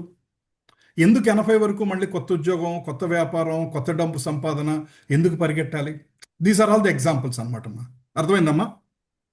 అంటే మెయిన్ వచ్చి మన అవసరాలకి కావాల్సినంత నిధిని సమకూర్చుకొని దాని తర్వాతే ఆధ్యాత్మికంగా నడపడం కరెక్ట్ అన్నమాట. ఎస్, ఎంత కావాలో అంత పెంచుకొని మిగతా దాని గురించి ప్రయాసపడకూడదు. ఎందుకంటే దానికి మితం లేదు. ఎంత సంపాదించాలన్నది మితం లేదు. మీకు ఓపిక ఉందంటే 80 వరకు కూడా ఉద్యోగం చేయొచ్చు, 80 వరకు కూడా వ్యాపారం చేయొచ్చు, 90 అయినా సరే వెళ్ళి ఆన్ చేసే కెపాసిటీ ఉంటే చేయొచ్చు. బట్ ఎందుకు? ఏం లాభం? కానీ దానివల్ల ప్రయోజనం ఏం లేదు ప్రభుజీ. అది ఎంత సంపాదించినా ఫైనల్ గా వదిలేసి వెళ్ళిపోతాం అని తెలిసినప్పుడు ఇంకెందుకు? ఈవెన్ ఫుడ్ కూడా వస్తుంది ప్రభుజీ. ఫుడ్ కూడా మనకి ఎంత సఫిషియెంట్ అంతే తీసుకోవాలి. ఎస్, అంతకంటే ఎక్కువైతే మళ్ళీ హాస్పిటల్లో అంతే. ఆయన చాకంటి కోటేశ్వరరావు గారు అంటుంటారు ఒకసారి, ఒకటి 2 సార్లు, మనము తినునది మనల్ని తినును అని. అంతే అంతే. మనము తినునది మనల్ని తినును అంట. ఇప్పుడు మన రోగాలంటే ఏంటి? మనం తిన్నవే మనకి తిరిగి రోగాలుగా మనకు వస్తున్నాయి, రైట్? అంతే. సో కృష్ణ చేతల్లో ముందు సాగాలనుకునేవారు ఆర్థిక లాభం కోసం ఉన్న శాస్త్రీయ నియమాలపై ఆస్తిక చూడకూడదు, కానీ కృష్ణ భక్తి పురోగతి కోసం ఉన్న శాస్త్రీయ నియమాలు. సో ఇప్పుడు మనం కూడా ఏమంటే మీరు పలానా టెంపుల్కి వెళ్ళి అక్కడ ప్రదక్షిణలు చేస్తే తొందరగా ప్రమోషన్ వస్తుందంటండి, పలానా చేస్తే ఈ వ్రతం చేస్తే ఇది జరుగుతుందండి, అది జరుగుతుందండి అంటే దాని చుట్టూ ఇంకా పరిగెట్టకూడదు మనం. ఓకే, ఒక ఉద్యోగంలో ఉన్నాం, ఒక సంపాదనలో ఉన్నాం, లేదా బేసిక్ ఆన్ చేసుకుంటున్నాం, ఫైన్, ఓకే, ఇంకా మంచి ఉద్యోగం కోసం ట్రై చేయొచ్చు, తప్పులేదు. నేను కాదు, అట్లా అని ఏమీ లేకుండా ఇంట్లో ఖాళీ కూర్చోమని కాదు. కృష్ణుడు ఎప్పుడు అలా చెప్పలేదు. నీ ప్రయత్నం నువ్వు చేసుకో. మీరు ఒక కంపెనీలో ఉన్నారు, ఇంకొక బెటర్ జాబ్ వచ్చింది, ఇంకో దానికి వెళ్తారు, వెళ్ళండి. బట్ కానీ నువ్వు ఆ డబుల్ శాలరీ కంపెనీలో జాయిన్ అవటం వలన ఇదివరకు 16 మాలలు చేసేవాళ్ళు ఇప్పుడు 1 మాల చేయడానికి కూడా టైం లేదనుకోండి, ఆ కొత్త కంపెనీకి మారటం వలన నీ ఆధ్యాత్మిక జీవితం డౌన్ అయినట్టు. అర్థమైందండి? ఎగ్జాంపుల్, మీకు ఎక్కడో 10 లక్షలు పర్ యానం శాలరీ ఉంది, ఇంకో కంపెనీ వాళ్ళు 15 lakhs పర్ యానం శాలరీ ఇస్తున్నారు. ఓకే, సంతోషం, మీకు టాలెంట్ ఉంది, వెళ్ళండి. బట్ దానికి వెళ్ళటం వలన ఏం జరిగింది? ఊపిరాట్లేదు. పొద్దునుంచి రాత్రి వరకు ఇటు ఇంట్లో ఫ్యామిలీ, పిల్లలు, ఆఫీసు, సో మన కృష్ణ కాన్షియస్నెస్. సో కనీసం రోజుకి 10 నిమిషాలు భగవంతుడు నామం చేయడానికి కూడా టైం లేనంత ఊపిరాట్లేదు అనుకోండి, ఎందుకు ఆ సంపాదన? సో మనం అలా ఆలోచిస్తాం మొదలెట్టారనమాట. ఓకే, మంచిదే, బట్ కానీ మన ఆధ్యాత్మిక జీవితానికి ముందుకు వెళ్తానికి పనికి వస్తుందా లేదా ఇది అన్నట్టుగా మనం మన మైండ్ని మనం ట్యూన్ చేసుకుంటూ ఉండాలి. తర్వాత ఇక్కడ ఏమంటున్నారంటే ఈ 4 నియమాల గురించి. సో ఇట్లాగే ఏకాదశి ఉపవాసం ఎందుకు ఉంటున్నారు అంటే భగవంతుడి కోసం ఉంటున్నాను. కృష్ణుడు చెప్పాడు ఏకాదశి ఉపవాసం ఉండాలి, అంతేగాని ఏదో ఒక నాకు లాభం వస్తుందని చేస్తున్నాను. ఏమంటే మీరు హరే కృష్ణ మహామంత్రం ఎందుకు చేస్తున్నారండి? ఎందుకు చేస్తున్నారు హరే కృష్ణ మహామంత్రం ప్రతిరోజు? మా అమ్మాయికి 10th క్లాస్లో భగవంతునికి దగ్గర గానికి అంతే, అంతేగాని మా అమ్మాయికి 10th క్లాస్లో బాగా రావాలండి, ఐఐటి, మా అబ్బాయికి ఐఐటిలో సీట్ రావాలండి, మా అమ్మాయికి మంచి సంబంధం కుదరాలండి, మేము శంషాబాద్లో కొనుక్కున్న సైట్ 3 times పెరగాలండి, ఇది కాదు కారణం. హరే కృష్ణ మహామంత్రం ఎందుకు చేస్తున్నామంటే ఇది కాదు కారణం. మాకు ఆ సైట్ వాల్యూ పెరగాలండి, మేము కొన్న స్టాక్స్ డబుల్ త్రిబుల్ అయిపోవాలండి, ఇది కాదు. అంటే ఏంటంటే మనం అప్పుడు ఏం చేస్తున్నాం అంటే భగవంతుడిని కూడా మనం మళ్ళీ తీసుకొచ్చి, కృష్ణుడు కావాలంటే ఇస్తాడు. ఓ కృష్ణ, నేను హరే కృష్ణ మహామంత్రం కేవలం నేను కొన్న సైట్ పెరగటం కోసం చేస్తున్నానంటే ఓకే అంటాడు, ఆయన ఇస్తాడు. మీ సైట్ డబుల్ త్రిబుల్ కూడా చేస్తాడు. ఆయన చేయలేనిది, ఆయన సర్వకారణ కారణం, ఆయన చేయలేనిది అంటే ఏమీ లేదు. బట్ దానికోసం కాదు అని శాస్త్రం చెప్తున్నారు. కానీ ప్రభుజీ ఒక క్వశ్చన్, మనం ఎందుకు అట్లా అట్రాక్ట్ అవుతాం ప్రభుజీ? అది మాయ అని తెలిసి కూడా మనము ఇప్పుడు క్లాస్ లో ఉన్నంతసేపు అది కరెక్టే అనిపిస్తుంది, మళ్ళీ రేపు మళ్ళీ ఏదో సంహౌ అలా పడిపోతాం. ఎందుకు అలా అంటారు అట్లా? ట్యూన్ అయిపోయినప్పుడే చిన్నప్పటి నుంచి బాడీ ఆ విధంగా ట్యూన్ అయినందుకు అంటారా? ఎలా అంటారు? అందుకనే మాయ అంటారు దాన్ని. అదే మాయలో పడిపోతాం, పడకూడదు. ఇప్పుడు చాలా మంది పెళ్లి చేసుకున్న వాళ్ళ మీద, పెళ్లి కాని వాళ్ళ మీద జోక్లు వేస్తుంటారు, నువ్వు ఆర్ వెరీ హ్యాపీ అంటూ ఉంటారు. కానీ పెళ్లి చేసుకోకుండా ఎవరన్నా ఉంటారా? అందరూ సంసారంలోకి వెళ్దామని అనుకుంటూ ఉంటారు. ఎవరన్నా పిల్లలు నేను బ్రహ్మచారి అవుతానంటే వాళ్ళ తల్లిదండ్రులు ఒప్పుకుంటారా? నేను అడిగాను ప్రభుజీ, సేమ్ ఇదే వైఫ్, ఇదే హస్బెండ్, ఇదే పిల్లలు, మళ్ళీ మీకు నెక్స్ట్ జన్మలు కావాలంటే దండం పెట్టారు ప్రతి ఒక్కరు. సో మాతాజీ, మనకి ఈ కోరికలు అనేది ఇప్పటి నుంచి వచ్చినాయి కాదు మాతాజీ, అనేక జన్మల నుంచి వచ్చినాయి. మనం అనేక జన్మల నుంచి వచ్చిన కోరికలు. ఇప్పుడు మా సత్సంగంలో కూడా ఒక్కోసారి ఇట్లా డిస్కషన్స్ వస్తుంటాయి. మా పిల్లలు వినట్లేదండి, కృష్ణ కాన్షియస్కి ఎంత చెప్పినా వినట్లేదండి అంటే నేను చెప్తాను, నేను ఫోర్స్ చేయొద్దు అంటాను. మనం ఎలా కోరికలతో పుట్టాం, మన పిల్లలు కూడా అనేక కోరికలతో పుట్టారు. అవునవును. వాళ్ళు కూడా అవును. కోరికలు తీర్చుకోవడానికే మానవ జన్మ తీసుకున్నారు. ఏదో రుణానుబంధేన పశుపత్ని సుతాలయ అన్నట్టు మన ఇంట్లో పుట్టారు. అవును అవును సో అవును. మన ఇంట్లో పుట్టారన్నంత మాత్రాన మనం 16 మాలలు చేస్తున్నాం కాబట్టి రేపటి నుంచి ఆడు 16 మాలలు చేయాలి, ఆడు కూడా భగవద్గీత చదవాలి అంటే చేయలేము, చెప్పలేము. అవును వాళ్ళని అవును. మనం ట్యూన్ చేయడానికి ప్రయత్నం చేయటం. వినలేదనుకోండి, మన ఇంట్లో ప్రహ్లాదుడు పుట్టాడా హిరణ్యకశిపుడు పుట్టాడా ఎవడికి తెలుసు. వాళ్ళు అంటున్నారు ప్రభుజీ మీరు ఇన్ని రోజులు ఎంజాయ్ చేసిర్రు మా ఎస్ అంటారు. అవునవును ప్రభుజీ, ఫస్ట్ అదే నువ్వు క్వశ్చన్ వస్తుంది. మా అమ్మాయి కూడా అంటది మీరు నన్ను. 45 మా అమ్మాయి కూడా నన్ను ఉండి అంటది, మీరు నాన్న ఇప్పుడు అది నా- చేస్తారు. మా అమ్మాయి కూడా అంటది, నాన్న నువ్వు 40 కంట్రీస్ తిరిగావు, ఇంటర్నేషనల్ ఫ్లైట్స్ తో తిరిగావు, బిజినెస్ క్లాసులో తిరిగావు, ఆ, అన్ని లైఫ్ అంతా ఎంజాయ్ చేసి వచ్చావు, ఇప్పుడు ఇవన్నీ నాకు చెప్తున్నావు అన్నట్టుగా అంటూ ఉంటుంది. సో అందుకని నేను ఒక్కోసారి నేను ఫోర్స్ చేయను. ఐ జస్ట్ టెల్ హర్ ఎంతవరకు చెప్పాలో అంతవరకు చెప్తాను. మిగతాది మనం ఏం చేయలేమమ్మా. ఒక స్టేజ్ వరకు చెప్తా. ఇది అంటే నేను 50లో తెలుసుకున్నాను. మనకేంటంటే ఆతృత ఉంటుంది. మనకి 50లో తెలుసుకున్నా మన పిల్లలకి 10లోనే చెప్పేయాలన్న ఆతృత ఉంటుంది.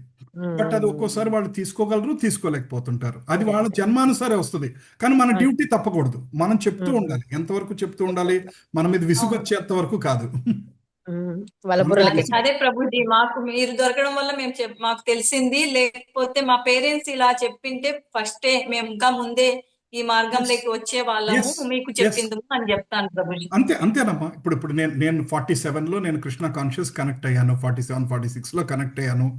మేబీ ఏ 30స్లో కనెక్ట్ అయ్యింటే మేబీ నా ఆలోచన ఇంకా డిఫరెంట్గా ఉండేదేమో. ఇంకొంచెం ఎక్కువ సేవ చేసుకోగలిగి ఉండేవాళ్ళేమో.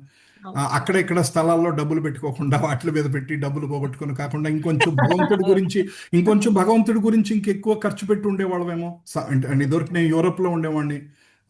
చేతి నిండా డబ్బులు ఉండేవి. అలాంటప్పుడు మేబీ ఇంకొంచెం భగవంతుడి గురించి ఎక్కువ ఆలోచించి ఉండేవాళ్ళం, ఇంకా మంచి కార్యక్రమాలు చేసి ఉండేవాళ్ళేమో, ఇంకా ఎక్కువ భాగవతం డిస్ట్రిబ్యూషన్స్ చేసి ఉండేవాళ్ళేమో.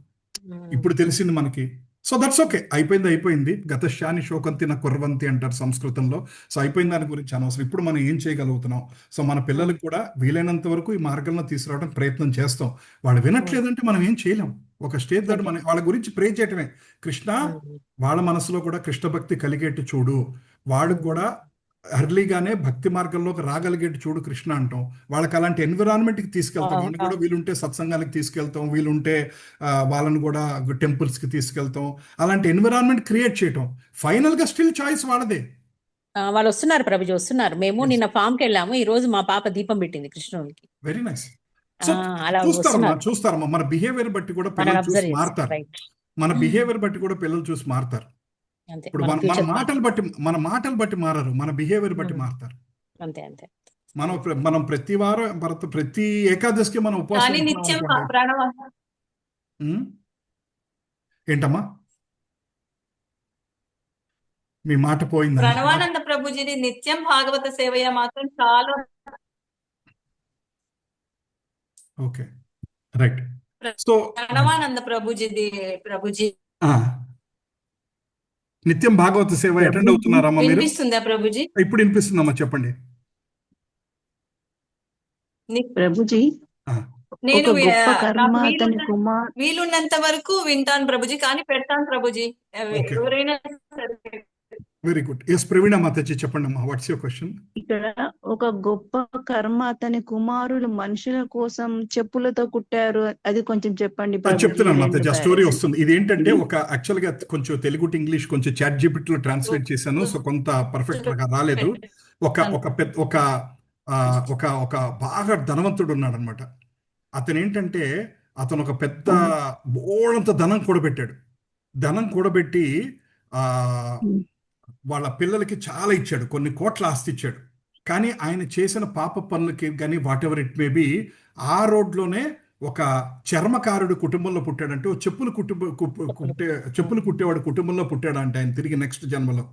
సో ఆయన చెప్పుల కుటుంబంలో, కానీ పాత జన్మ వాసన ఇంకా ఉంది కదా. ఆ ఇల్లు చూడంగానే నా పిల్లలు, నా సంసారం, ఇది నేను కట్టుకున్నది అని ఆయన గుర్తొచ్చి ఆ ఇంట్లోకి వెళ్తానికి ట్రై చేస్తే వాళ్ళని ఆపారంట. ఆపపోయిన ఆయన లోపలికి వెళ్తుంటే ఆయన కొడుకులే ఈయన్ని చెప్పుతో కొట్టారంట, ఇంట్లోకి రావద్దని చెప్పుతో కొట్టారంట. అంటే ఏంటంటే ఆయన నా ఇల్లు అని అనుకుంటున్నాడు ఇంకా నెక్స్ట్ జన్మలో కూడా, ఇది నేను సంపది, కానీ వాళ్ళకి గుర్తులేదు కదా. సో అంటే ఏంటి, దాన్ని బట్టి ఏమర్థం, మర్చిపోయాడు అనమాట. మర్చిపోవడం కాదు, వాళ్ళకే అంటే ఈ వాళ్ళకి తెలియదు జన్మలో కదా చేసింది వాళ్ళ. నెక్స్ట్ జన్మలో ఏముంటుందని తెలియదు. ఏమి ఉండదు. అంటే నువ్వు ఏ ఇళ్ళు కోసమైతే తప్పించావో, ఏ సంపాదన కోసం అయితే అందరి దగ్గర నుంచి అందరి నోళ్ళు కొట్టి వేరే వాడి దగ్గర నుంచి డబ్బులు లాక్కొని పిల్లల కోసం ఇచ్చావో, రేపు పొద్దున్న నెక్స్ట్ జన్మలో నువ్వు రోడ్డు మీద ఒక కుక్కలాగానో, ఒక చర్మకారుడి ఇంట్లోనో, ఒక అడుక్కునేవాడి ఇంట్లోనో పుడితే నీకు నీ కుటుంబం వాళ్ళు కూడా నిన్ను గుర్తించరు. దీని మీద ఇంతకుముందు మీకు చెప్పానో లేదో తెలీదు. ఒక ఒక చోట ఒక బుక్లో నేను చదివాను. ఒక ఆవిడ జమీందారుల ఆవిడ, ఒక ఒక మహానుభావుడు ఒక ఆయన ఉన్నారన్నమాట, ఒక సన్యాసి గారు. ఆ సన్యాసి గారు లోపల ఇంటర్నల్ లోపల ఉంటే, బయట ఒక చిరిగిపోయిన బట్టలు వేసుకొని ఒక ఆవిడ 4-5 పిల్లల్ని వేసుకొని వచ్చిందంట. వస్తే ఆయన అన్నాడంట, జమీందారుని గారు వస్తున్నారు, భోజనం పెట్టండి అన్నాడట సన్యాసి గారు. సో వెంటనే వాళ్ళు 5 ప్లేట్లు భోజనాన్ని సెట్ చేసుకొని బయటికి వెళ్ళి చూస్తే, మొత్తం చిరిగిపోయిన గుడ్డలతోటి స్నానం చేసి 3 నెలలు అయినట్టు ఉండి, అటువంటి ఒక ఆవిడ ఒక 5 అమ్మాయిల్ని తీసుకొని వచ్చిందంట. వచ్చి అన్నం పెట్టండి, నాకు ఆకలి వేస్తుందని అడిగిందంట. అంటే వీళ్ళు లోపలికి వెళ్ళానంటే, ఏమంటే మీరు జమీందారుని గారు వస్తున్నారు, జమీందారుని అంటే ఏమనుకుంటారు, ఒక కార్లో తల చీరలో నక్లెస్లో నగలు వేసుకొని అనుకుంటారు. వస్తున్నాడు. సో మీరేంటి జమీందారు గారు వస్తున్నారంటే, ఆయన ఏం మాట్లాడుకుంటే అన్నం పెట్టండి వాళ్ళకి అన్నాడంట.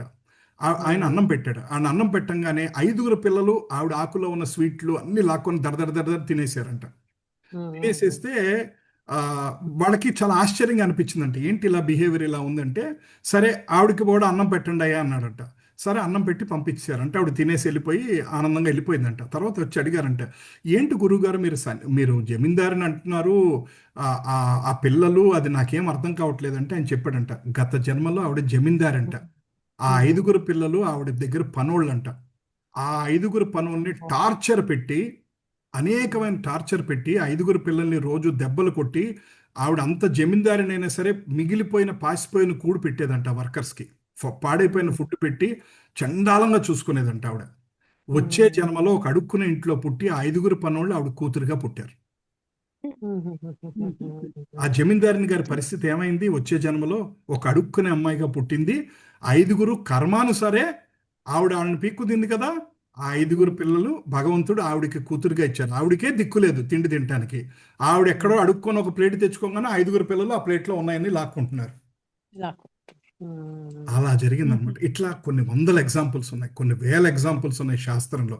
సో ఇవన్నీ ఏంటంటే, చాలా వరకు చాలా మంది కూడా ఇవాళ పాలిటీషియన్స్ ఉన్నారు. వీళ్ళందరూ ఏంటి, అందరి దగ్గర లాక్కొని ధన సంపాదన చేస్తున్నారు. నెక్స్ట్ ఏం జరుగుతుందో ఎవరికి తెలియట్లేదు, ఊహించట్లేదు, చెప్పినా వినట్లేదు. మీకు నారదముని స్టోరీ చెప్పాను కదా. వాళ్ళకు కూడా వాళ్ళ కర్మానుసారం జరుగుతుందని అర్థం అవుతుంది ఇక్కడ. ఎస్, మనం చేసిందే మనకు నెక్స్ట్ జన్మలో కర్మానుసారంగా ఫలితంని ఇస్తాడు కృష్ణ భగవానుడు అని అర్థమవుతుంది ఈ ఎగ్జాంపుల్ ద్వారా. మళ్ళీ ఇంకోటి, కర్మ కూడా తీసేసే అవకాశము ఉంటుంది.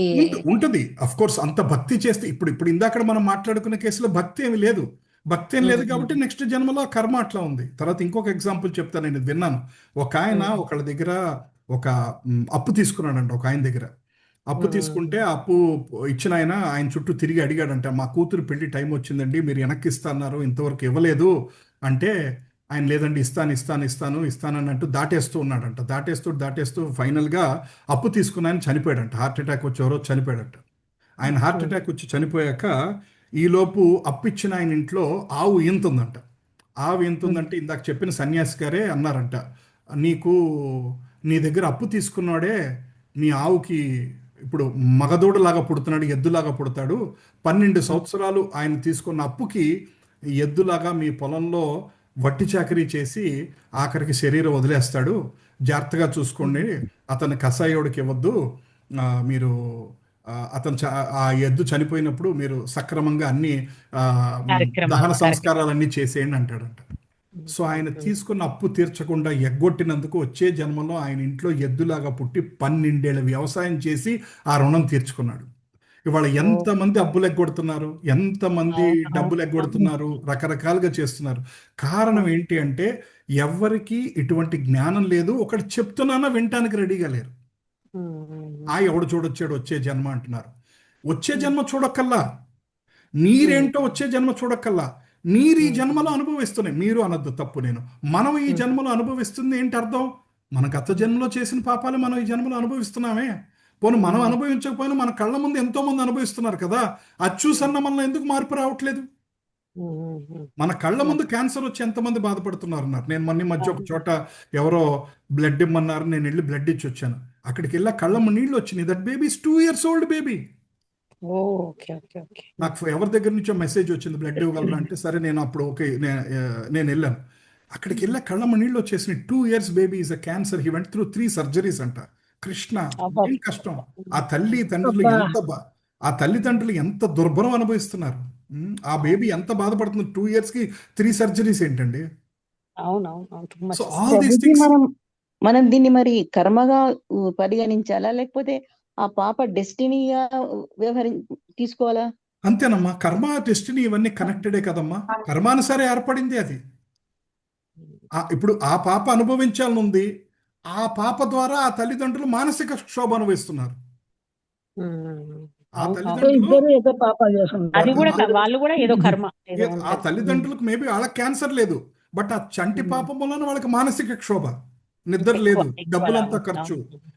ఎప్పుడు ఆ కళ్ళమ్మ నీళ్లు పెట్టి ఆవిడ ఫోన్ చేసి బ్లడ్ ఇవ్వడానికి ఎక్కడికి రావాలి అనగానే ఆవిడ ఫోన్లో ఏడుస్తుంది. నాకు ఆవిడ ఎవరో కూడా తెలియదు. నాకు చాలా బాధేసింది పాపం. She was young lady, maybe 25-30 లోపు ఉంటుందేమో. She was crying and crying. 2 years old baby అంటే అంతే. సో అంటే ఇవాళ ఓకే, ఇప్పుడు ఇదంతా ఎందుకు మాట్లాడుకుంటున్నాం అంటే మనం జరుగుతున్నవన్నీ కూడా చూసి కూడా మనలో మార్పు రాలేకపోతే ఎలా? వచ్చే జన్మ వరకు అనవసరం. మన కళ్ళ ముందు ఉన్నట్లు చూసి మనకు మార్పు రావాలి కదా.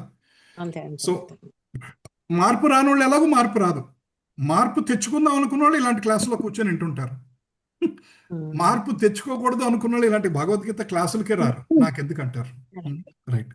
సో అందుకని అంటారు కదా, ఈ నియమిత పాటించాలి మనం. శ్రీల ప్రభుపాద వారు ఏం చెప్తున్నారంటే, భక్తిలో మనం ముందుకెళ్ళాలంటే ఇట్లా మాంసాహారం తీసుకోకూడదు, జోదం చేయకూడదు, మత్తు పదార్థాలు తీసుకోకూడదు, అక్రమ సంబంధాలు, పరాయి స్త్రీతోటి పరాయి పురుషునితోటి రిలేషన్ పెట్టుకోకూడదు. ఇలాంటి 4 రూల్స్ పెట్టాడు. ఆయన అమెరికా వెళ్ళాడు. అమెరికాలో ఈ 4 రోజు చేస్తూనే ఉంటారు వాళ్ళు. ఈ 4 ఎప్పుడు ఉంటూనే ఉంటాయి. అయినా సరే శ్రీల ప్రభుపాదులు గారు ఒక్క నిమిషం కూడా ఆలోచించలేదంట.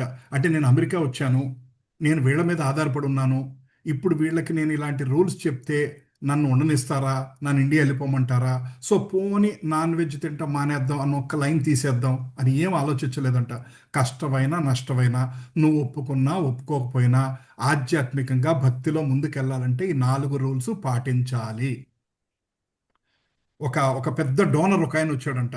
ఆయన మేబీ $10,000 $20,000 ఇచ్చగలిగే శక్తి ఉందంట. ఆయన శ్రీల ప్రభుపాదులు గారి దగ్గరికి వచ్చినప్పుడు ఆయన శిష్యులందరూ అనుకున్నారంట, శ్రీల ప్రభుపాదులు గారు ఈ 4 విషయాల గురించి మాట్లాడకుండా ఉంటే బాగుండు ఆయన ముందు, ఎందుకంటే ఆయన డొనేషన్ ఇస్తానికి వచ్చాడని అనుకున్నారంట. ఆయన వచ్చి అతను ఏదో శ్రీల ప్రభుపాద గారిని క్వశ్చన్ అడిగాడంట. క్వశ్చన్ అడగగానే, if you want to progress in life you have to follow this 4 principles అని మొదలెట్టాడు ప్రభుపాద. అంటే వాళ్ళ శిష్యులందరూ తలకొట్టుకున్నారంట, అయ్యో వీడు ఇంకా డొనేషన్ ఇంకేం ఇస్తాడు, వెళ్ళిపోతాడు వీడు అని అనుకున్నాడు. తర్వాత శ్రీల ప్రభుపాద గారు అన్నారంట, నాకు డొనేషన్ రాకపోయినా పర్లా, నేను కాంప్రమైజ్ అవ్వను, నేను చెప్పదలుచుకుంది ఇది, నా గురువు నాకు ఇదే చెప్పారు, నేను ఇదే చెప్తాను, ఏది కరెక్టో అదే చెప్తాను, అంతేగాని వీడు $10,000 డొనేషన్ ఇస్తున్నాడు కదా అని చెప్పి మభ్యపెట్టి. ఇప్పుడు వేరే చాలా సంఘాలు ఉన్నాయి, ఇప్పుడు ఇవాళ చాలా ఆధ్యాత్మిక సంఘాలు ఉన్నాయి. ఇప్పుడు కొన్ని ఆధ్యాత్మిక సంఘాల్లో ఉంటుంది, మంత్రం ఇస్తారు వాళ్ళు కూడా, కానీ ఏ రూల్స్ చెప్పరు. ఏ రూల్ అవసరం లేదండి, మీరు మంత్రం తీసుకొని చేసుకోండి అంటారు. అది చెల్లదు. మంత్రం చేయడానికి కొన్ని రూల్స్ ఉన్నాయి. సో మనం కాంప్రమైజ్ అవ్వకూడదు. Anyway right, let's continue talking. Of course చాలాసేపు మాట్లాడుకున్నాం. సో దీనికి సంబంధించిన భగవద్గీతలో శ్లోకాలు ఏమున్నాయంటే, ఓ కృష్ణ 445 ఇంకా ఈ శ్లోకంలోనే ఉన్నాం. Right, sorry. భగవద్గీత 6.5 ఏం చెప్తున్నారంటే, ఉద్ధరేదాత్మనాత్మానం నాత్మానవసాదయత్ ఆత్మైవ హత్మనో బంధుర్ ఆత్మైవ రిపురాత్మనః. అంటే నీ మనసు యొక్క శక్తిచే నిన్ను నువ్వు ఉద్ధరించుకోము, అంతేగాని పతనం అవ్వద్దు. ఎందుకంటే మనస్సే మన మిత్రుడు, లేదా మనస్సే మన శత్రువు అవ్వచ్చు. నీ మనస్సును మనం జయిస్తే మిత్రుడు అవుతుంది, నీ మనస్సును మనం జయించలేకపోతే శత్రువు అవుతుంది. నీ మనస్సు నిన్ను ఒక భగవంతుడికి దగ్గరగా చేయగలదు, నీ మనస్సు నిన్ను భగవంతుడికి దూరంగా చేసి ఇంకో 1,00,000 జన్మలు, పిల్లి జన్మ, కుక్క జన్మలో పుట్టే పరిస్థితి కూడా తీసుకెళ్ళగలదు. నీ మనస్సు చేతిలో ఉంది. అందుకనే మనస్సును జయించాలంటారన్నమాట. తర్వాత యతో యతో నిశ్చరతి మనశ్చంచలమస్థిరం తతస్తతో నియమైత్యదాత్మనేవ వశం నయేత్. సో అప్పుడు అందరూ అంటుంటారు, కానీ ప్రభుజీ మనస్సుని చాలా కంట్రోల్ చేయటం చాలా కష్టం, నా వల్ల కాదు. అర్జునుడు కూడా అంటాడనమాట, ఈ మనస్సు నేను కంట్రోల్ చేయలేను, నా గాంధీవంతో గాలినన్నా ఆపగలను కానీ నా మనస్సుని కంట్రోల్ చేయలేను అంటే, కృష్ణుడు ఏమంటాడంటే, ఎక్కడెక్కడైతే అజ్ఞాత నిలకడలేని యోగం. మనస్సు పరిభ్రమిస్తుందో దానిని తిరిగి వెనక్కి తీసుకొచ్చి నిరంతరం భగవంతుడి మీదే కేంద్రీకరించాలి. 100 సార్లు బయటికి పోయిందో వెనక్కి తీసుకురా, 1000 సార్లు బయటికి పోయిందో వెనక్కి తీసుకురా, 1,00,000 సార్లు బయటికి పోయిందో వెనక్కి తీసుకురా, వెనక్కి తీసుకొచ్చి కృష్ణుడి మీద కూర్చోపెట్టు, నా మీద ధ్యానం చేయి, నా నామం చేయి, నా రూపాన్ని గుణించు, నా రూపాన్ని గౌరవించు. ఇది చేయమంటారు అనమాట. తర్వాత 17:15లో మాట ఎలా ఉండాలి అన్న దాని గురించి చెప్తారు. అనుద్వేగకరం వాక్యం సత్యం ప్రియం హితయేత్ స్వాధ్యాయాభ్యసనం చైవ వాంగ్మయం తపవుచ్యతే. మనం మాట్లాడే మాటలు ఎలా ఉండాలో అంటే తెలుసా? కృష్ణుడు చెప్తున్నాడు, ఉద్వేగము కలిగించనివి, సత్యము పలికేది, కోపము పుట్టించనివి, ప్రయోజనకరమైన మాటలు మరియు నిత్యవేద శాస్త్రముల పఠనము, ఇదే వాక్కుకు సంబంధించిన తపస్సు. నీ మాటను నువ్వు ప్యూరిఫై చేయాలంటే అంటే అర్థం ఏంటంటే, ఒకటి నిత్యం వేద పఠనం, వేదశాస్త్ర పఠనాలు అంటే నిత్యం భాగవతం భగవద్గీత కాసేపు చదువుకోవటం, పైకి చదువుటం వలన మన మనస్సును మన వాక్కుని మనం ప్యూరిఫై చేసుకోవటం. ఇంకోటి ఏంటంటే, ఎవరికి ఉద్వేగపరిచే విధంగా ఉండకూడదు నీ మాటలు, ఎవరికి బాధ కలిగించేట్టుగా ఉండకూడదు నీ మాటలు. ప్లస్ నువ్వు మాట్లాడే మాటలు అవతలకి ఉపయోగపడేట్టుగా ఉండాలి. బాధ కలిగించకూడదు, ఉద్వేగం కలిగించకూడదు, పైగా అవతలకి సత్యం ప్రియం హితం. హితం అంటే హితము కోరేట్టుగా ఉండాలి, అవతల వాళ్ళకి మంచి కోరేట్టుగా ఉండాలి మన మాటలు. ఈ 17:15 ప్రకారం ఆలోచిస్తే మనం పొద్దు నుంచి రాత్రి వరకు 10,000 మాటలు మాట్లాడితే అందులో 3-4 దీనికి సెవుట్ అయి ఉంటాయి. 99% మనం మాట్లాడే మాటలు ఇందులో ఏమి ఉండవు. సత్యం పలకం, అవును, కోపం అంత పుట్టించేట్టుగా చెప్పే. ఉండవు, ఉద్వేగం లేకుండా ఉండవు, ప్రయోజనం పనికి వచ్చే. ఫైనల్గా ఉండి మన ఇద్దరం ఇందాక నుంచి గంట సేపు ఫోన్లో మాట్లాడుకున్నాం, దీని మూలన ఉపయోగం ఏంటి అంటే ఏమీ లేదు. ఏముండదు. అంతే. ఓకే, ఇప్పుడు మనం భగవద్గీత చెప్పుకున్నాం, ఇప్పుడు మనం ఉపదేశామృతం చెప్పుకున్నాం, 2 గంటలు మాట్లాడుకున్నాం. అట్లీస్ట్ ఈ మాటల మూలన ఏదో అంత ఉపయోగం. ఇందాక మా రూపమాతజీ మీరు ఒక క్వశ్చన్ అడిగారు కదా, మనం విన్నంతసేపు బాగానే ఉంటుంది, తర్వాత మన మైండ్ చెంచలం అయిపోతుంది అన్నారు కదా మాతజీ. సో అది మన నేచరు అనేక జన్మల నుంచి వస్తుందమ్మా. అందుకని మనం ఏం చేయాలంటే, మనలాంటి వాళ్ళు సాధకులు, మనలాంటి నార్మల్ పీపుల్ ఏం చేయాలంటే, వీలైనంతసేపు దేవుడి వైపు తిప్పటానికి ప్రయత్నం చేయాలి. అంతసేపు వేరే చెత్త పనులు చేయకుండా ఉంటాం, చెత్త మాటలు మాట్లాడకుండా ఉంటాం. ఫర్ ఎగ్జాంపుల్, మనం ఇవాళే భక్తిలో స్టార్ట్ చేసాం, ఇవాళ రోజుకి అరగంట సేపు మంచి పని చేస్తున్నాం, రేపు నుంచి గంట సేపు అంటే 16 నామాలు చేసుకోవటం. 16 మాలలు ఎవరైతే చేస్తున్నారో వాళ్ళకి తెలుసు 1:45 నిమిషాలు పడుతుంది. ఆ 2 గంటలు మైండ్ అటు ఇటు పోతున్నా, అట్లీస్ట్ పిచ్చి మాటలు మాట్లాడలేదు 2 గంటలు. ఒక అరగంట సేపు భాగవతం చదువుకుంటున్నానండి 2.5 గంటలు. ఒక అరగంట సేపు భగవద్గీత చదువుతున్నానండి 3 గంటలు. రైట్. ఒక అరగంట సేపు నేను ఒక లెక్చర్ వింటున్నానండి ఆన్లైన్లో 3.5 గంటలు. ఒక అరగంట అది అంతా వస్తుంది ప్రభుజీ, దాని గురించి అని కాదు, అంత పర్ఫెక్ట్ మీరు చెప్పిందంతా. కాకపోతే మనం ఏదైనా ఫంక్షన్ ఏదైనా అటెండ్ అవుతుంటాం కదా, అట్లా వేరే చెప్తున్నప్పుడు మనం చాలా వరకు వాళ్ళని అవాయిడ్ చేయడానికి ట్రై చేస్తాం. వాళ్ళు ఎప్పుడో వెళ్ళిపోతుంటుంది deviate మనసు, వెళ్ళిపోతుంటుంది మనసు. అంతే, అది అంతే, దట్ ఈస్ న్యాచురల్. నేను చాలా తగ్గించాను, అక్కర్లేని వాళ్ళతోటి అవన్నీ నేను చాలా ఇదివరకు గంటలు కూర్చొని కబుర్లు చెప్పుకోవటం, ఇవన్నీ అక్కర్లేని పనులు, ఇవన్నీ నేను తగ్గిస్తానికి ప్రయత్నం చేశాను. కొన్నిసార్లు తప్పదు మన ప్రయత్నం, మన అఫ్ కోర్స్ సోషల్ కష్టంలో, మన సిచ్యువేషన్లో, మనం ఉన్న పరిస్థితిలో కొన్ని తప్పదు. బట్ కానీ మన రూట్ మనకి క్లియర్గా ఉండాలి. ఇప్పుడు మనం వేరే వాళ్ళతో చెత్త మాట్లాడుతున్నా మన కాన్షియన్స్లో క్లియర్గా ఉండాలి, నేను కృష్ణ భక్తుడిని. అందుకనే మన తిలకం పెట్టుకోమంటారు రోజు, ఎందుకంటే మన తిలకం మనకి గుర్తు చేస్తుంది. అంటే ఎక్కడికి వెళ్ళినా సరే తిలకం పెట్టుకుని బార్కి వెళ్ళలేం కదండి. ప్లస్ ఆ బ్యాగ్ కూడా మనము ఫర్ ఎగ్జాంపుల్, ఇప్పుడు నేను మామూలుగా ప్యారడైజ్ బిర్యానీ సెంటర్లోకి వెళ్ళి నేను కూర్చొని ఏదో నాన్ వెజ్ బిర్యానీ ఆర్డర్ చేశాను అనుకోండి, నన్ను ఎవరేమనరు.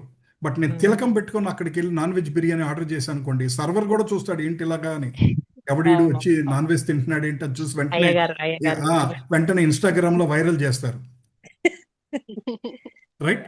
సో అంటే ఏంటంటే, మనం తిలకం పెట్టుకోవటం వలన మనం గుర్తు చేసుకుంటున్నాం, పక్కనోళ్ళకి కూడా గుర్తు చేసుకుంటున్నాం, పక్కనోళ్ళు కూడా మనకు గుర్తు చేస్తారు, నువ్వు తిలకం పెట్టుకుని నువ్వు చేసే పనులు ఏంటయ్యా, నువ్వు చేసే పద్ధతి ఏంటి, ఇది కరెక్టేనా అని అడుగుతారు. సో అలా తిలకం పెట్టుకోవటం వలన, దేవుడితో ఎక్కువ సమయం స్పెండ్ చేయటం వలన అంత సమయం మనం వేరే వాటికి దూరంగా ఉండటానికి ప్రయత్నం చేస్తున్నాం.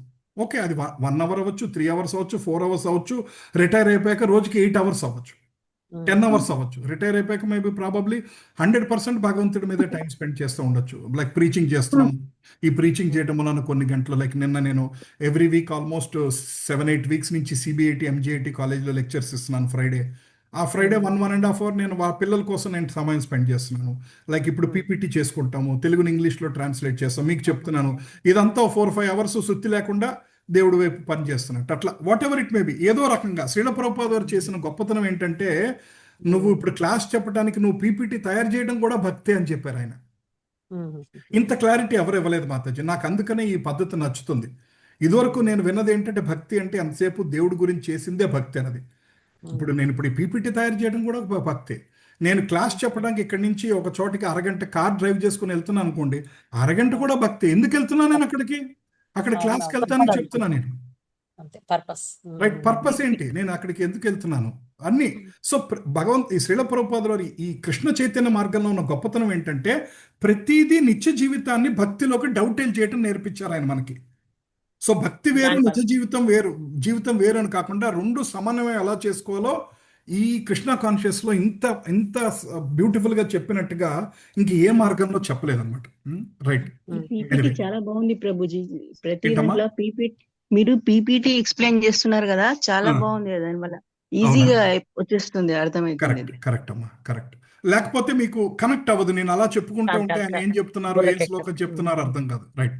తర్వాత భగవద్గీతలో 16.21 నరకానికి 3 ద్వారాలు ఉన్నాయంట. ఆ 3 ద్వారాలు ఏంటి? నార్త్ ఎంట్రన్స్, సౌత్ ఎంట్రన్స్ అది కాదు ఉన్నది, ఈస్ట్ ఎంట్రన్స్ కాదు, కామము, క్రోధము, లోభము. ఈ 3 ఎంట్రన్స్లు, ఈ 3 ఉన్నాయంట. కామము, క్రోధము, లోభము. ఈ మూడిట్ల మూలన నరకానికి 3 ఎంట్రన్స్లు ఉన్నాయంట. నార్త్ ఎంట్రన్స్, సౌత్ ఎంట్రన్స్ కాదు. ఈ 3 మనం ఎంత పట్టు కూర్చుంటే మనం నరకం డోర్స్ మనకు ఓపెన్ అయినట్టే అనమాట. సో వాటిని దూరంగా ఉండాలని చెప్తున్నారు. తర్వాత భాగవతం 11:20-17 11వ క్యాంటో 21 చాప్టర్ 17 నృదేహమాద్యం సులభం సుదుర్లభం ప్లవం సుకల్పం గురుకర్ణధారం మయానుకూలేన నవస్వతేరీవితం పుమాన్ భవాబ్ధిం నతరేత్ నా ఆత్మః. మనిషి శరీరం జీవనంలోని అన్ని శ్రేయస్సులకు ప్రసాదించగలిగిన ఈ దేహం సహజ ప్రకృతి నియమాలచే స్వయంగా లభిస్తుంది. అయితే ఇది చాలా అరుదైన వరం. ఈ మానవ జీవితం చాలా అరుదైంది. ఈ మానవ దేవాన్ని ఒక సంపూర్ణంగా నిర్మించబడిన పడవతో పోల్చొచ్చు. ఆ పడవకు ఆచార్యుడు, గురువు, కెప్టెన్ వలె ఉంటాడు. భగవంతుడి దివ్య ఉపదేశాలు ఆ పడవ దాటించటానికి అనుకూలమైన గాలులు లాంటివి. అన్ని అనుకూల పరిస్థితులు ఉండి కూడా ఈ మానవను ప్రజ్ఞను ఉపయోగించి భవసముద్రానికి దాటడానికి ప్రయత్నం చేయని వ్యక్తి తనని తాను హతమార్చుకున్నట్టే. అర్థమైందండి? ఎవరైతే కిల్లర్ ఆఫ్ సోల్స్ అంటారన్నమాట, ఎవరైతే మానవ జీవితాన్ని ఉపయోగించుకోకుండా లైఫ్ వేస్ట్ చేసుకుంటారో వాళ్ళు వాళ్ళ ఆత్మను కూడా చంపుకున్నట్టే అంటారన్నమాట. శాస్త్రంలో చెప్తుందన్నమాట. సో గురువుని పట్టుకొని, భగవంతుని పట్టుకు, ఒక చేత్తో గురువుని, ఒక చేత్తో భగవంతుడు, లేదా ఒక చేత్తో నీ సంసార బాధ్యతల్ని, ఇంకో చేత్తో భగవంతుడి పాదాలని, శ్రీచరణాలని పట్టుకొని ముందుకు వెళ్తూ ఉండాలి. అది మనకి చెప్తున్నారు. రైట్. దృఢమైన సంకల్పంతో ఆలోచనలు చేసుకుంటూ ఇంద్రియ సుఖాలపై కలిగే కామాన్ని విడిచిపెట్టాలి. అలాగే ద్వేషాన్ని విడిచిపెట్టడం వలన క్రోధాన్ని జయించవచ్చు. సంపదను కూడబెట్టడం వల్ల కలిగే లోపాలు, నష్టాల గురించి ఆలోచించడం ద్వారా లోభాన్ని త్యజించాలి. సత్యాన్ని, తత్వాన్ని పరిశీలించడం ద్వారా భయాన్ని పారద్రోలాలి. ఈ శ్లోకంలో ఏం చెప్తున్నారంటే, బేసికల్గా మనం ఇంద్రియ సుఖాలు అన్నది మన మనస్సుకి ఎప్పుడు పీకుతూ ఉంటుంది. పొద్దున్న లేచిన దగ్గర నుంచి మన ఇంద్రియ సుఖాలు మన లాగుతూనే ఉంటుంది. తిని దగ్గర నుంచి సంసారం, కుటుంబం, నలుగురు, ఫ్రెండ్స్, స్నేహితులు, బంధువులు, అవన్నీ మనకు లాగుతూనే ఉంటాయి. కానీ వీలైనంత వరకు వాటిని తగ్గించుకుంటూ అసలైన అటాచ్మెంట్ ఎవరితో పెంచుకోవాలి? భగవంతుడితో పెంచుకోవాలి అటాచ్మెంట్. అసలైన అటాచ్మెంట్ పెంచుకుంటా ఉంటే ఈ అటాచ్మెంట్ తగ్గుతా వస్తుంటుంది అన్నమాట.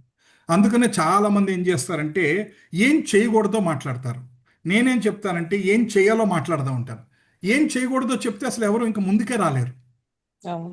అసలు ముందుకే ఫస్ట్ స్టెప్పే రాంగ్ పడిపోతుంది. ఇప్పుడు మీరందరూ పరిచయంగానే హరే కృష్ణ, రేపటి నుంచి నాన్ వెజ్ మానేయండి అమ్మా, రేపటి నుంచి 16 మాలలు చేయండి, రోజుకు 1 గంట సేపు భగవద్గీత చేయండి అంటే మీరు ఏమంటారు? థ్యాంక్ యూ ప్రభుజీ అని జూమ్ కాల్ నుంచి 1 నిమిషం నుంచి బయటికి వెళ్ళిపోతారు. రైట్. సో ఫస్ట్ నేను ఏం చేయాలో చెప్తున్నాను, హరినామం చేయమంటున్నాను.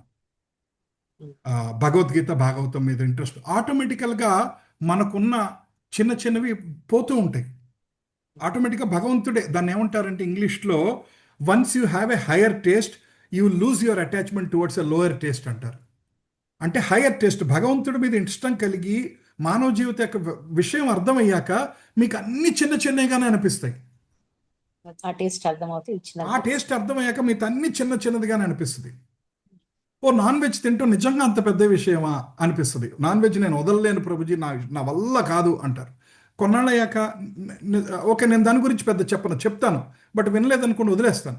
బట్ వాళ్ళు ఒక 6 నెలలు హరినామం చేయమనండి, నాన్ వెజ్ వాళ్ళే మానేస్తారు, నేను చెప్పక్కర్లేదు. ఎందుకంటే భగవంతుడు చూసుకుంటాడు. ఇంకా ఆటోమేటికల్గా హయ్యర్ టేస్ట్ వచ్చినప్పుడు లోయర్ టేస్ట్ మీద ఇంట్రెస్ట్ పోతుంది.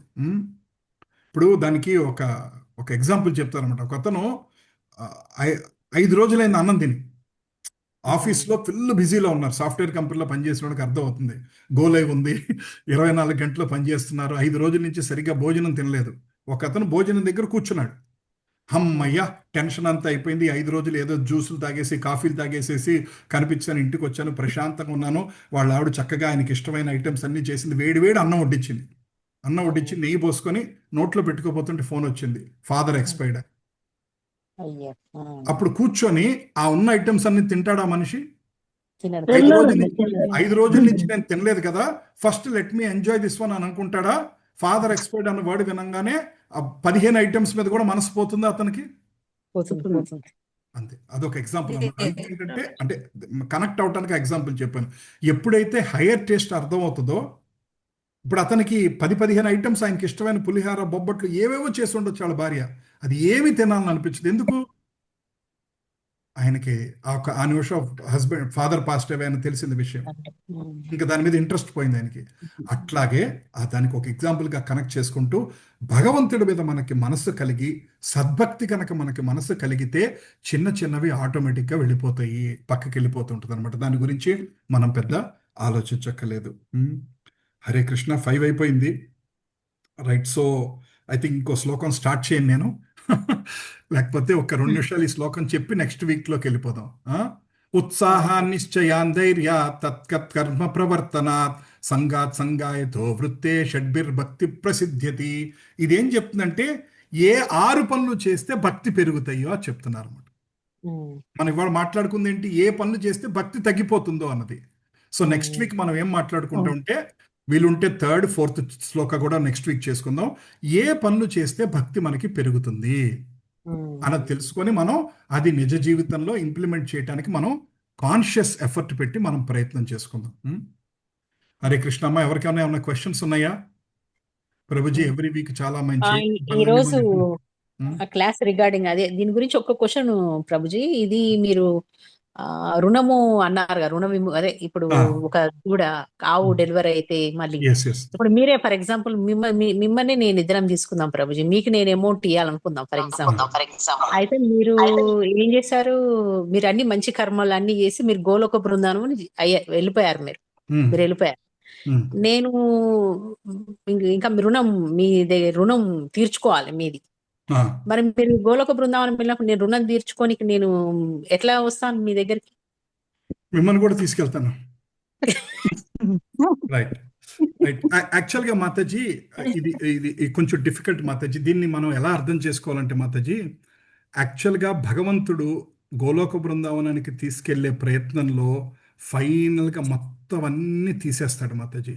అన్ని కర్మలు, అన్ని రుణాలు, అన్ని అటాచ్మెంట్స్, అన్ని బంధాలు, కోరికలు మొత్తం అన్ని తీసేసి జీరోలాగా సెట్ చేయక వరకు సంపూర్ణమైన భక్తి వచ్చే వరకు తీసుకెళ్ళడు. మనం అనుకుంటాం గోలోక బృందావనం అంటే అంత ఈజీ కాదు. సో అవన్నీ తీసేయాలి. అవన్నీ మనకి ఇప్పుడు ఫర్ ఎగ్జాంపుల్ మనకి ఏదో ఒక దాని మీద వదిలిపెట్టట్లేదు అనుకోండి,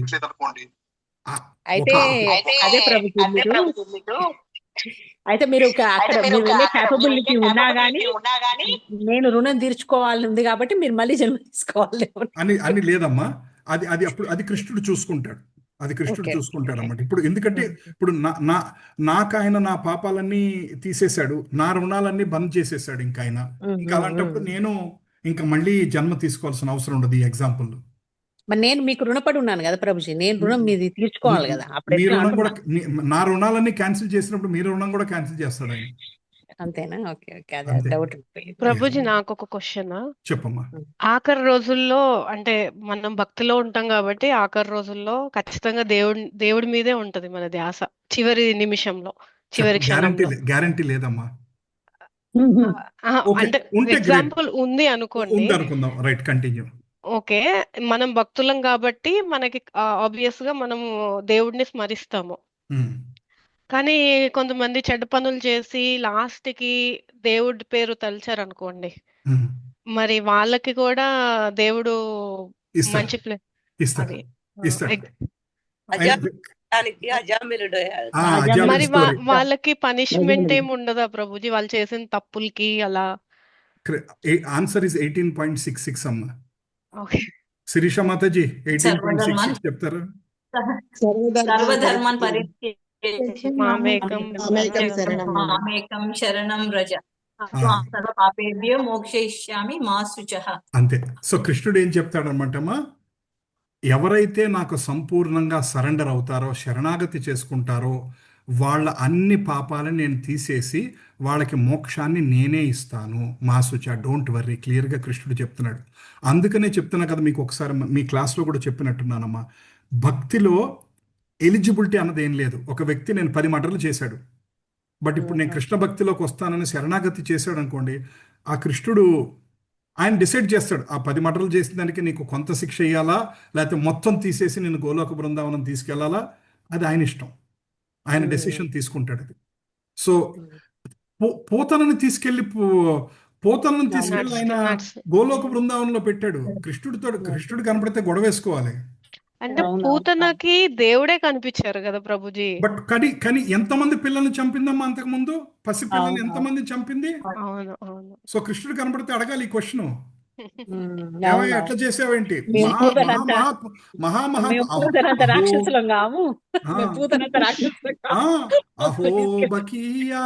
స్తనకాలకూటం భాగవతంలో ఉంటుంది.